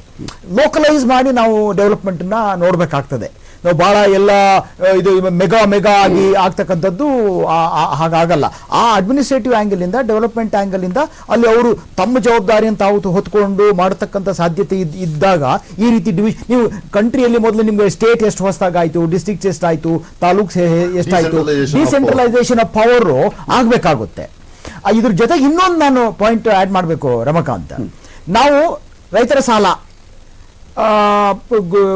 ಹೊಂಡಗಳನ್ನು ತೋಡ್ತಕ್ಕಂಥದ್ದು, ಇದ್ರ ಜೊತೆ ಪ್ಯಾರಲಲ್ ಆಗಿ ರೈತರಿಗೆ ಯಾವ ಬೆಳೆಗೂ ಸರ್ಕಾರ ನಿಗದಿಪಡಿಸಿರುವ ಬೆಲೆಯೇ ಸಿಗದೇ ಇರೋದು. ನೀವು ಅದು ಕೊಡದೇ ಇದ್ರೆ ವರ್ಷ ಸಾಲ ಮನ್ನಾ ಮಾಡಬೇಕಾಗುತ್ತೆ. ನಿಮಗೆ ಪ್ರೈಸ್ ಗ್ಯಾರಂಟಿ ಇಲ್ಲದೆ ಏನ್ ಮಾಡ್ತೀರಾ? ಈಗ ಮೊನ್ನೆ UPA ಸರ್ಕಾರ ಕೂಡ ಸುಪ್ರೀಂ ಕೋರ್ಟ್ಗೆ ಹೇಳಿತ್ತು, ನಾವು ಸ್ವಾಮಿನಾಥನ್ ಕಮಿಟಿಯನ್ನ ನಾವು ಒಪ್ಕೊಳ್ಳಲ್ಲ, ರೈತರಿಗೆ ವೈಜ್ಞಾನಿಕ ಬೆಲೆ ಕೊಡೋಕೆ ನಮ್ಮ ಕೈಲಿ ಆಗಲ್ಲ ಅಂತ. ಹೋದ NDA ಗವರ್ಮೆಂಟ್ ಕೂಡ ಸುಪ್ರೀಂ ಕೋರ್ಟ್ಗೂ ಹೇಳ್ತು, ಸ್ವಾಮಿನಾಥನ್ ವೈಜ್ಞಾನಿಕ ಬೆಲೆ ನಮಗೆ ಕೊಡಕ್ಕಾಗಲ್ಲ ಅಂತ ಹೇಳಿದ್ರೆ, ಇಲ್ಲಿ ನೀವು ರೈತರಿಗೆ ಏನ್ ಕೇಳ್ತಾರೆ ಹೇಳಿ? ಆದಾಯ, ಸರಿಯಾದ ಬೆಲೆ. ಇವತ್ತು ಬೇಳೆ ಕಾಳಿಗೆ ಬೆಳೆಗೆ 50 ರೂಪಾಯಿ ಫಿಕ್ಸ್ ಮಾಡಿದ್ದಾರೆ, 40 ರೂಪಾಯಿ ಓಡ್ತಾ ಇದೆ. ಇಂಪೋರ್ಟ್ ಬೇರೆ ಮಾಡ್ತಿದ್ದಾರೆ. ಈ ತರ ಇದ್ರೆ ರೈತರಿಗೆ ಹೆಂಗ್ ಉದ್ಧಾರ ಆಗುತ್ತೆ? ರೈತರಿಗೆ ಗೌರವದಿಂದ ಬದುಕಬೇಕು ಅಂದ್ರೆ ನೀವು ಸಾಲ ಮನ್ನಾ ಮಾಡ್ತೀನಿ, ಬೇಡದ್ ಮಾಡ್ತೀನಿ. ನೀವು ನೋಡಿ, ನೀವು ಎಷ್ಟು ಹೊಂಡ ನೀವು ತೋಡೋದು ಮುಖ್ಯವೋ ಅದಕ್ಕಿಂತ ಮುಖ್ಯ ಈ ಕೋಲಾರ ಅಂತ ಜಿಲ್ಲೆಯಲ್ಲಿ ಸ್ಯಾಂಡ್ ಮೈನ್ ಮಾಡೋದು. ಇಡೀ ಜಿಲ್ಲೆಯಲ್ಲಿ ಸ್ಯಾಂಡ್ ಮೈನ್ ಮಾಡಿ ಸ್ಯಾಂಡ್ ಖಾಲಿ ಮಾಡಿದ್ರಿ, ಇನ್ನೆಂತ ಹೊಂಡ ತೋಡೋದು ನೀವು? ಇನ್ನೊಂದು, ನೀವು 26 ಲಕ್ಷ ಬೋರ್ವೆಲ್ ಹಾಕಿ 24 ಗಂಟೆ ಕರೆಂಟ್ ಸರಿಯಾಗಿ ಕೊಡದೆ, ಏನೂ ಮಾಡದೆ ಅಂಡರ್ ಗ್ರೌಂಡ್ ವಾಟರ್ ನ ಮೈನಿಂಗ್ ಮಾಡಿ ನೀವು ಮೇಲ್ ಪದರದಲ್ಲಿ ನೀರು ಹಿಡಿತೀನಿ ಅಂದ್ರೆ ಅಲ್ಲಿ ಗ್ರೌಂಡ್ ಮೈನಿಂಗ್ ಮಾಡ್ತಿದ್ದೀರಲ್ಲ. ನಿಮ್ಮ ಪಾಲಿಸಿಯಲ್ಲಿ ದ್ವಂದ್ವಗಳಿದೆ. ನೀವು ನಿಜವಾಗಿಯೂ ನಿಮಗೆ ಸಮಗ್ರವಾಗಿ ನೀರು ಅಂದ್ರೆ ನದಿ ಬೇರೆ ಅಲ್ಲ, ಕೊಳ್ಳ ಬೇರೆ ಅಲ್ಲ, ಅಂಡರ್ ಗ್ರೌಂಡ್ ಬೇರೆ ಅಲ್ಲ, ಇವುಗಳನ್ನು ಸಪರೇಟ್ ಆಗಿ ನೋಡಬಾರ್ದು. Water is one. ಹಾಗೆ ನೋಡಿ ಕರ್ನಾಟಕವನ್ನ ಬರಕ್ಕೆ ನಾವು ಹೇಗೆ ಸಿದ್ಧಪಡಿಸ್ಕೋಬೇಕು, ಇನ್ನು ಮುಂದೆ ಕ್ಲೈಮೇಟ್ ಚೇಂಜ್ ಸಮಸ್ಯೆಗಳಾಗ್ತವೆ. ಸತೀಶ್ ಅವರೇ, ಹಾಗಾದ್ರೆ ಈ ಒಂದು ಯೋಜನೆಗಳಲ್ಲಿ ವೈಜ್ಞಾನಿಕತೆ ನಿಮಗೆ ಕಾಣಿಸ್ತಾ ಇಲ್ವಾ ಅಂತ ಹೇಳಿ? ವೈಜ್ಞಾನಿಕತೆ ಇಲ್ಲ ಇದರಲ್ಲಿ ಅಂತ ಹೇಳಿ ಏನೋ ಮಾಡ್ಲಿಕ್ಕೆ ಹೊರಡ್ತೀರಿ, ಇನ್ನೇನೋ ಮೇನ್ ರೀಸನ್ ಇರುತ್ತೆ, ಆ ರೀಸನ್ ಕಡೆ ಹೆಚ್ಚು ಗಮನ ಕೊಡ್ತಾ ಇಲ್ವಾ? ಅಕ್ರಮ ಮರಳುಗಾರಿಕೆ ತಡೆಗಟ್ಟಲಿಕ್ಕೆ ಸಾಧ್ಯನೇ ಇಲ್ವಾ ನಮ್ಮಲ್ಲಿ ಅಂತ ಹೇಳಿ? ನಾನು ಹೇಳೋದು ವೈಜ್ಞಾನಿಕತೆ ಅವ್ರಿಗೆ ಗೊತ್ತಿಲ್ಲ ಅಂತ ನಾನು ಅನ್ಕೊಳ್ಳಲ್ಲ. ಯಾಕಂದ್ರೆ ಸರ್ಕಾರದವರಿಗೆ ಅಷ್ಟು ಬುದ್ಧಿ ಇದೆ, ಮತ್ತೆ ವೈಜ್ಞಾನಿಕವಾಗಿ ಮಾಡಿರ್ತಾರೆ, ಮತ್ತೆ ಅವರಲ್ಲಿ ತಜ್ಞರಿದ್ದಾರೆ, ಮತ್ತೆ ರಾಜಕಾರಣಿಗಳಿಗೆ ಜನರ ಪಲ್ಸ್ ಬೀಟ್, ಜನರ ಸಮಸ್ಯೆಗಳು ಅರಿವಿದ್ದಷ್ಟು ಬೇರೆ ಯಾರಿಗೂ ಇರ್ಲಿಕ್ಕೆ ಸಾಧ್ಯ ಇಲ್ಲ. ಬಹುಶಃ ರಾಜಕಾರಣಿಗಳಿಗೆ ಜನಸಾಮಾನ್ಯರ ಬಗ್ಗೆ ಗೊತ್ತಿರುವಷ್ಟು ವಿಷಯಗಳು ಪತ್ರಕರ್ತರಿಗೂ ಗೊತ್ತಿರಲ್ಲ, ಬೇರೆ ಯಾರಿಗೂ ಗೊತ್ತಿರಲ್ಲ. ಹಲವಾರು ಕಾರಣಗಳಿಂದ ಅವ್ರಿಗೆ ಮಾಡ್ಲಿಕ್ಕೆ ಆಗದೇ ಇದ್ದಿರ್ಬೋದು, ಬೇರೆ ಬೇರೆ ಕಾರಣಗಳಿಗೆ. ಆದ್ರೆ ರಾಜಕಾರಣಿಗಳಿಗೆ ಜನರ ಸಮಸ್ಯೆ ಅರಿವಿಲ್ಲ ಅನ್ನೋದು ನಾನು ಒಪ್ಪಲ್ಲ. ಎಲ್ಲೋ 90% ರಾಜಕಾರಣಿಗಳಿಗೆ ಗ್ಯಾರಂಟಿ ಇದೆ, ಇಲ್ಲಿ 2 ರಾಜಕಾರಣಿಗಳಿಗೆ ಒಪ್ಕೋತಾರೆ ಆ ವಿಷಯವನ್ನು, ಅವರು ಬೇರೆ ಪಾರ್ಟಿ ಆಗಿದ್ರು ಕೂಡ. ಅದನ್ನು ಅವೈಜ್ಞಾನಿಕ ಅಂತ ನಾನು ಒಪ್ಪಲ್ಲ. ಆದ್ರೆ ಓವರ್ ದ ಇಯರ್ಸ್ ಬಹಳಷ್ಟು ಇದು ನಡೆದಿದೆ, ಭ್ರಷ್ಟಾಚಾರ ನಡೆದಿದೆ, ಮತ್ತೆ ಸರಿಯಾದ ಇಂಪ್ಲಿಮೆಂಟೇಷನ್ ನಡೆದಿಲ್ಲ. ಎರಡನೇದಾಗಿ ಬ್ಯೂರೋಕ್ರಸಿ ಅಲ್ವಾ ಇದನ್ನು ಎಕ್ಸಿಕ್ಯೂಟ್ ಮಾಡೋದು. ಕೆಳಮಟ್ಟದಲ್ಲಿ ಸರ್ಕಾರಿ ಅಧಿಕಾರಿಗಳು ಸರಿ ಇರಬೇಕು. ಸರ್ಕಾರಿ ಅಧಿಕಾರಿಗಳು ಎಲ್ಲಿ ಸರಿ ಇದ್ದಾರೆ? ನಮ್ಮ ದೇಶ, ನಮ್ಮ ರಾಜ್ಯ ಒಂದೇ ಅಲ್ಲ, ಯಾವುದೇ ರಾಜ್ಯದಲ್ಲಿ ಕೇಂದ್ರ ಸರ್ಕಾರ, ರಾಜ್ಯ ಸರ್ಕಾರ, ಸರ್ಕಾರಿ ಅಧಿಕಾರಿಗಳು ಎಲ್ಲೂ ಸರಿ ಇಲ್ಲ. ಮತ್ತು ಅವರಿಗೆ ಯಾವುದೇ ವಿಲ್ ಪವರ್ ಇಲ್ಲ, ಮಾಡಬೇಕು ಅನ್ನೋ ಆಸೆ ಕೂಡ ಇಲ್ಲ. ಸಿದ್ದರಾಮಯ್ಯನವರು ಎಷ್ಟೋ ಒಳ್ಳೆ ಬಜೆಟ್ ಕೊಟ್ಟರು ಸರ್ಕಾರದ ಕಾರ್ಯದರ್ಶಿಗಳು, ಜಿಲ್ಲಾಧಿಕಾರಿಗಳು, ಕೆಳಗಡೆ ಸಂಬಂಧಪಟ್ಟ ಇಲಾಖೆ ಅಧಿಕಾರಿಗಳು ಕೆಲಸ ಮಾಡದೆ ಜನರನ್ನು ತಲುಪೋದೇ ಇಲ್ಲ. ಮತ್ತೆ ಎರಡನೇದಾಗಿ ಮರಳಿನ ಸಮಸ್ಯೆ ಇದೆಯಲ್ಲ, ಎಲ್ಲ ಕಡೆ ಇದೆ. ಮತ್ತೆ ಈ ಮರಳಿನ ಸಮಸ್ಯೆಗೆ ಸುಪ್ರೀಂ ಕೋರ್ಟ್ ಆದೇಶವನ್ನು ಬೇರೆ ಬಂದು ಕೂತ್ಕೊಂಡು ಮತ್ತಷ್ಟು ಪ್ರಾಬ್ಲಮ್ ಆಗಿದೆ. ಅದನ್ನ ಎಲ್ಲ ಸೇರಿಕೊಂಡು ಬಗೆಹರಿಸಬೇಕು. ಮತ್ತೆ ಕೇಂದ್ರ ಸರ್ಕಾರದವರು ಕೂಡ ಸುಪ್ರೀಂ ಕೋರ್ಟ್ ಮುಂದೆ ಹೋಗಿ ಸರಿಯಾಗಿ ವಾದ ಮಾಡಿ ಇದನ್ನು ಯಾವ್ದಾದ್ರು ಒಂದು ರೀತಿಯಲ್ಲಿ ಬಗೆಹರಿಸಿಕೊಡ್ಬೇಕು. ಮತ್ತೆ ಹಿರಿಯರಾದ ಮಹದೇವ ಪ್ರಕಾಶ್ ಅವರು ಬಹಳ ಸರ್ಕಾರಗಳನ್ನ ಬಜೆಟ್ ಅನ್ನ ನೋಡಿದ್ದಾರೆ. ಮತ್ತೆ ರಾಜಕಾರಣಿಗಳ ಬಗ್ಗೆ ಕಮೆಂಟ್ ಮಾಡ್ಲಿಕ್ಕೆ ಅವರಿಗೆ ಒಂದು ಅಥಾರಿಟಿ ಇದೆ, ಅದರಿಂದ ಅವರು ಇದ್ರ ಬಗ್ಗೆ ಮಾತಾಡಬಹುದು. ಏನಾಗ್ತಿದೆ ಮಹದೇವ ಪ್ರಕಾಶ್ ಅವರೇ? ಹಾಗಾದ್ರೆ ರಮಾಕಾಂತ್, ಈ 3 ಈ ಕೃಷಿ ಗ್ರಾಮೀಣಾಭಿವೃದ್ಧಿಗೆ ಸಂಬಂಧಪಟ್ಟಂಗೆ 3 ಮಹತ್ವಾಕಾಂಕ್ಷೆಯ ಯೋಜನೆಗಳನ್ನ ಕಳೆದ 1.5 ದಶಕದಲ್ಲಿ ವಿವಿಧ ರಾಜ್ಯ ಸರ್ಕಾರಗಳು ಅನುಷ್ಠಾನಗೊಳಿಸಿತು. SM ಕೃಷ್ಣ ಅವರು ಅಧಿಕಾರದಲ್ಲಿದ್ದಂತಹ ಸಂದರ್ಭದಲ್ಲಿ ಈ ಕೆರೆಗಳಲ್ಲಿ ಹೂಳೆತ್ತುವ ಕಾರ್ಯಕ್ರಮವನ್ನು ಅನುಷ್ಠಾನಗೊಳಿಸಿದ್ರು. ಆಕ್ಚುಲಿ ಕೆರೆಗಳಲ್ಲಿ ಹೂಳೆತ್ತುವ ಕಾರ್ಯಕ್ರಮಕ್ಕೆ ಕೋಟ್ಯಾಂತರ ರೂಪಾಯಿ ಹಣ ವಿನಿಯೋಗಿಸಿದ್ರು. ಸತೀಶ್ ಅವರು ಹೇಳಿದ್ರಲ್ಲ, ಗೊತ್ತಿದೆ ಏನೇನಾಗಿದೆ ಅಂತ. ಮಂಜುಗೂ ಗೊತ್ತು, ರವಿ ಸುಬ್ರಹ್ಮಣ್ಯಗೂ ಗೊತ್ತು. ಹೂಳೆತ್ತುವ ಕಾರ್ಯಕ್ರಮದಲ್ಲಿ ನಡೆದಿರುವಷ್ಟು ಭ್ರಷ್ಟಾಚಾರ ಪ್ರಾಯಶಃ ಬೇರೊಂದು ಕಾರ್ಯಕ್ರಮದಲ್ಲಿ ನಡೆದಿಲ್ಲ. ಎಕ್ಸಿಕ್ಯೂಷನ್ ಪಾರ್ಟ್ ಅದು. ಅಂದ್ರೆ ಇಲ್ಲಿ ಅಧಿಕಾರಿಗಳು, ಗುತ್ತಿಗೆದಾರರು, ಜನನಾಯಕರು 3 ಪರಸ್ಪರ ಶಾಮೀಲಾಗಿ ಹೂಳೆತ್ತುವ ಕಾರ್ಯಕ್ರಮ ಕೇವಲ ಒಂದು ನಾಟಕದ ಕಾರ್ಯಕ್ರಮ ಆಯಿತು. ಕರ್ನಾಟಕದ ಉದ್ದಗಲಕ್ಕೂ ಅನೇಕ ಕೆರೆಗಳಲ್ಲಿ ಕೆರೆಗಳು ಹಾಗೇ ಇದ್ದಾವೆ. ಆಮೇಲೆ ಕೆರೆ ಒತ್ತುವರಿ ಇದೆಯಲ್ಲ, ಒಂದು ಕಡೆ ಹೂಳೆತ್ತದು, ಮತ್ತೊಂದು ಕಡೆ ಕೆರೆ ಒತ್ತುವರಿ. ಕೆರೆ ಒತ್ತುವರಿ ಒಳಗೆ ಆ ಕ್ಷೇತ್ರದ ಯಾರ್ಯಾರು ಪ್ರಭಾವಿ ರಾಜಕಾರಣಿಗಳು ಇರ್ತಾರೆ ಎಲ್ಲ ಸಂಪೂರ್ಣ ನುಂಗ ಹಾಕ್ಬಿಡ್ತಾರೆ. ಇನ್ನ ಕೃಷಿ ಹೊಂಡ, ಇತ್ತೀಚೆಗೆ ಈ ಸಿದ್ದರಾಮಯ್ಯನವರ ಸರ್ಕಾರದ ಒಂದು ಮಹತ್ವಾಕಾಂಕ್ಷೆ ಯೋಜನೆ. ಆ ಕೃಷಿ ಹೊಂಡಕ್ಕೆ ಕೃಷಿ ಅಧಿಕಾರಿಗಳನ್ನ ಭೇಟಿ ಮಾಡಿದಾಗ ಒಂದು ಮಾತನ್ನ ಅವರು ಹೇಳ್ತಾರೆ, ಕೃಷಿ ಹೊಂಡ ಒಂದು ರೀತಿ ಸಮೃದ್ಧ ಹುಲ್ಲುಗಾವಲು, ಲೂಟಿ ಹೊಡೆಯೋದಕ್ಕೆ ಎಂಥ ಜಾಗ ಅಂದ್ರೆ ಕೃಷಿ ಹೊಂಡ ಅನ್ನುವ ಮಾತನ್ನ ಹೇಳ್ತಾರೆ. ಈಗ ಕೆರೆಗಳಿಗೆ ನೀರು ತುಂಬೋ ಯೋಜನೆ ಅಂತಂದ್ರೆ ಯಾವುದೇ ಸರ್ಕಾರ ಆಗಲಿ, ಆ ಸರ್ಕಾರಗಳು ಜನರ ಹಿತಕ್ಕೆ ಪೂರಕವಾದ ಕಾರ್ಯಕ್ರಮಗಳನ್ನು ರೂಪಿಸೋದು ಅಷ್ಟೇ ಅಲ್ಲ, ರೂಪಿಸಿದಂತಹ ಕಾರ್ಯಕ್ರಮಗಳನ್ನ ಪ್ರಾಮಾಣಿಕವಾಗಿ ಅನುಷ್ಠಾನಕ್ಕೆ ತರಬೇಕು. ಅಲ್ಲಿ ಒಂದು ಮೇಲುಸ್ತುವಾರಿ ಕರೆಕ್ಟ್ ಆಗಿರಬೇಕು. ಅಂತ ಮೇಲುಸ್ತುವಾರಿ ಇಲ್ಲದೆ ಎಲ್ಲವನ್ನ ಲೂಟಿ ಹೊಡೆಯೋದು, ವ್ಯಾಪಕವಾದಂತಹ ಭ್ರಷ್ಟಾಚಾರ, ಮಿಸ್ಮ್ಯಾನೇಜ್ಮೆಂಟ್ ಇದ್ದಾಗ ನೀವು ಆಡಳಿತದಲ್ಲಿ ಏನೇ ಬಜೆಟ್ ಅಲ್ಲಿ ಏನೇ ಕಾರ್ಯಕ್ರಮಗಳನ್ನು ರೂಪಿಸಿದ್ರು ಅದು ಅನುಷ್ಠಾನ ಆಗೋದಿಲ್ಲ. Fine fine, thank you Mahadeva Prakash ಅವರೇ, ಚರ್ಚೆಯಲ್ಲಿ ಪಾಲ್ಗೊಂಡು ಮಾತನಾಡೋದಕ್ಕೆ. ರವಿ ಸುಬ್ರಹ್ಮಣ್ಯ ಅವರೇ ಕೂಡ ಥ್ಯಾಂಕ್ ಯು, ಚರ್ಚೆಯಲ್ಲಿ ಪಾಲ್ಗೊಂಡು ಸಾಕಷ್ಟು ಮಾತನಾಡಿದ್ರಿ. ಸಿದ್ದು ಲೆಕ್ಕ ವಿಶೇಷದಲ್ಲಿ ಮತ್ತೆ ಬೆಂಗಳೂರು ಶಿಕ್ಷಣ ಈ ವಿಚಾರಕ್ಕೆ ಸಂಬಂಧಪಟ್ಟಂತೆ ಕೂಡ ಏನೇನು ಕೊಟ್ಟಿದ್ದಾರೆ ಏನೇನು ಕೊಟ್ಟಿಲ್ಲ ಚರ್ಚೆ ಮಾಡ್ತೀನಿ ಒಂದು ಬ್ರೇಕ್ ಆದ್ಮೇಲೆ.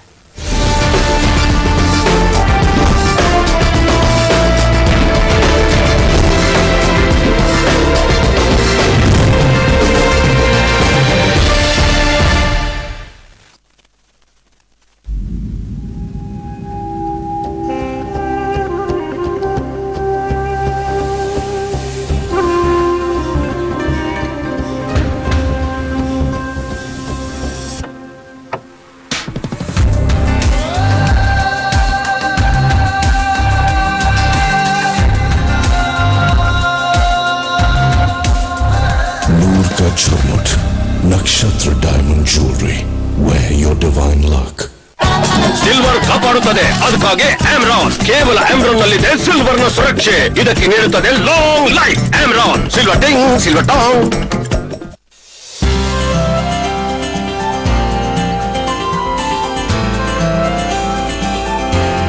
ಸರ್ಫಾಕ್ರೋಸ್, ಬದುಕಿನ ಬಣ್ಣ. ಸುಮಾರು 50% ಮಂದಿಗಳ ಹಲ್ಲು ಅಥವಾ ವಸಡುಗಳಲ್ಲಿ ಏನಾದ್ರೂ ಒಂದು ಸಮಸ್ಯೆ ಇದ್ದೇ ಇರ್ತದೆ. ನೀವು ಬಳಸುವ ಕೆಮಿಕಲ್ ನಿಂದ ತಯಾರಾದ ಟೂತ್ ಪೇಸ್ಟ್ ಕಾರಣ ಇರಬಹುದೇನೋ ಎಂದು ಯೋಚಿಸಿದ್ದೀರಾ? ಬಹಳವಾಯಿತು ಎಕ್ಸ್ಪೆರಿಮೆಂಟ್. ಈಗಂತೂ ಹಲ್ಲು ಮತ್ತು ವಸಡುಗಳಿಗಾಗಿ ಅತ್ಯಂತ ಪ್ರಯೋಜನಕಾರಿ 26 ಅಮೂಲ್ಯ ಗಿಡಮೂಲಿಕೆಗಳಿಂದ ತಯಾರಾದ ದಂತಕಾಂತಿ ಬಳಸಿ ಮತ್ತು ನಿಮ್ಮ ಹಲ್ಲುಗಳಿಗೆ ನೀಡಿ ದೀರ್ಘಕಾಲ ಉಳಿಯಲು ವರದಾನ. ಸಿಲ್ವರ್ ಕಾಪಾಡುತ್ತದೆ, ಅದಕ್ಕಾಗಿ ಆಮ್ರಾನ್. ಕೇವಲ ಆಮ್ರಾನ್ ನಲ್ಲಿದೆ ಸಿಲ್ವರ್ ನ ಸುರಕ್ಷೆ, ಇದಕ್ಕೆ ನೀಡುತ್ತದೆ ಲಾಂಗ್ ಲೈಫ್. ಆಮ್ರಾನ್ ಸಿಲ್ವರ್ ಟಿಂಗ್, ಸಿಲ್ವರ್ ಟಾಂಗ್. ಒಂದು ರಾಣಿ ಬೇಕಷ್ಟೇ, 1 ಲಕ್ಷ ಗೆಲ್ತೀನಿ. ರಾಣಿ ಕೈಗೆ ಬಂದು ಇವನು ಇಲ್ಲ ಹೋದ. ನನ್ ಗೆಳೆಯರಿಗೆ ತುಂಬಾ ಥ್ಯಾಂಕ್ಸ್. ರಂಜಿತ್ ಹಾಗೂ ಸುಜಿತ್ಗೆ, ಮೈನಳ ಸ್ಮೈಲ್ಗೆ, ಶ್ಯಾಮ್ ಅವರ ಹೇರ್ ಕಟಿಂಗ್ಗೆ. ಏನ್ ನಡೀತಿದೆ? ರಮ್ಮಿ ಆಡ್ದೆ, ಕ್ಯಾಶ್ ಗೆದ್ದೆ, ಭಾಷಣ ಕೊಟ್ಟೆ. ರಮ್ಮಿ ಆಡಿರಿ, ಕ್ಯಾಶ್ ಗೆಲ್ಲಿರಿ. ಕೇವಲ rummycircle.com ನಲ್ಲಿ. ಕಾಂಪ್ಯಾಕ್ಟ್ ಆಗಿರುವ, ಈಸಿ ಟು ಇನ್ಸ್ಟಾಲ್, ಸುಲಭ ಬಳಕೆಯ, ವಿಶ್ವಾಸಾರ್ಹ ಬಿಲ್ಲಿಂಗ್ ಪ್ರಿಂಟರ್ ಗಾಗಿ ನೋಡುತ್ತಿದ್ದೀರಾ? ಇಲ್ಲಿದೆ ಭರವಸೆಯ ಬಿಲ್ಲಿಂಗ್ ಪ್ರಿಂಟರ್, ಭಾರತದಲ್ಲಿ ಅತ್ಯಧಿಕ ಮಾರಾಟವಾಗುವ ಬಿಲ್ಲಿಂಗ್ ಪ್ರಿಂಟರ್. ಬಿಲ್ ಪಕ್ಕಾ ಸರಿಯಾದ ಲೆಕ್ಕ.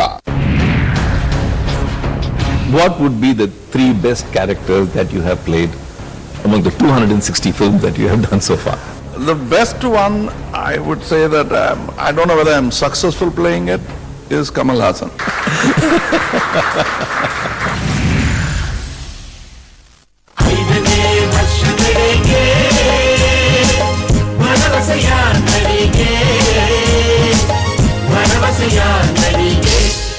ಹತ್ತು ವರ್ಷ ಆಗ್ತಾ ಬಂತು ನಂಗೆ. ನೀವಿನ್ನೂ ನಂಗೆ ಮಕ್ಕಳು ಕುಡಿಯೋ health ಡ್ರಿಂಕೇ ಕೊಡ್ತಿದ್ದೀರಲ್ಲ. When will you get serious, huh? When? ಬೆಳೆಯೋದಕ್ಕೆ ಇದು ನನ್ನ ಕೊನೆಯ ಚಾನ್ಸ್. ಮುಂದಿನ ಕೆಲವು ವರ್ಷಗಳಲ್ಲಿ ನನ್ನ 80% ನಷ್ಟು ಗ್ರೋತ್ ಆಗುತ್ತೆ. Look at me when I am talking to you. ಇವತ್ತಿಂದ ನಂಗೆ ಹೆಚ್ಚು ಪ್ರೋಟೀನ್ ಕೊಡದೇ ಇದ್ರೆ ನೀವು ಟಿವಿ ನೋಡೋದು ಬಂದ್. 8 ರಿಂದ 15 ವರ್ಷ ಅಂದ್ರೆ ಮಕ್ಕಳ 2ನೇ ಹಾಗೂ ಕೊನೆಯ ಗ್ರೋತ್ ಫೇಸ್. ಅದಕ್ಕೆ ಪ್ರೋಟೀನೆಕ್ಸ್ ಗ್ರೋ.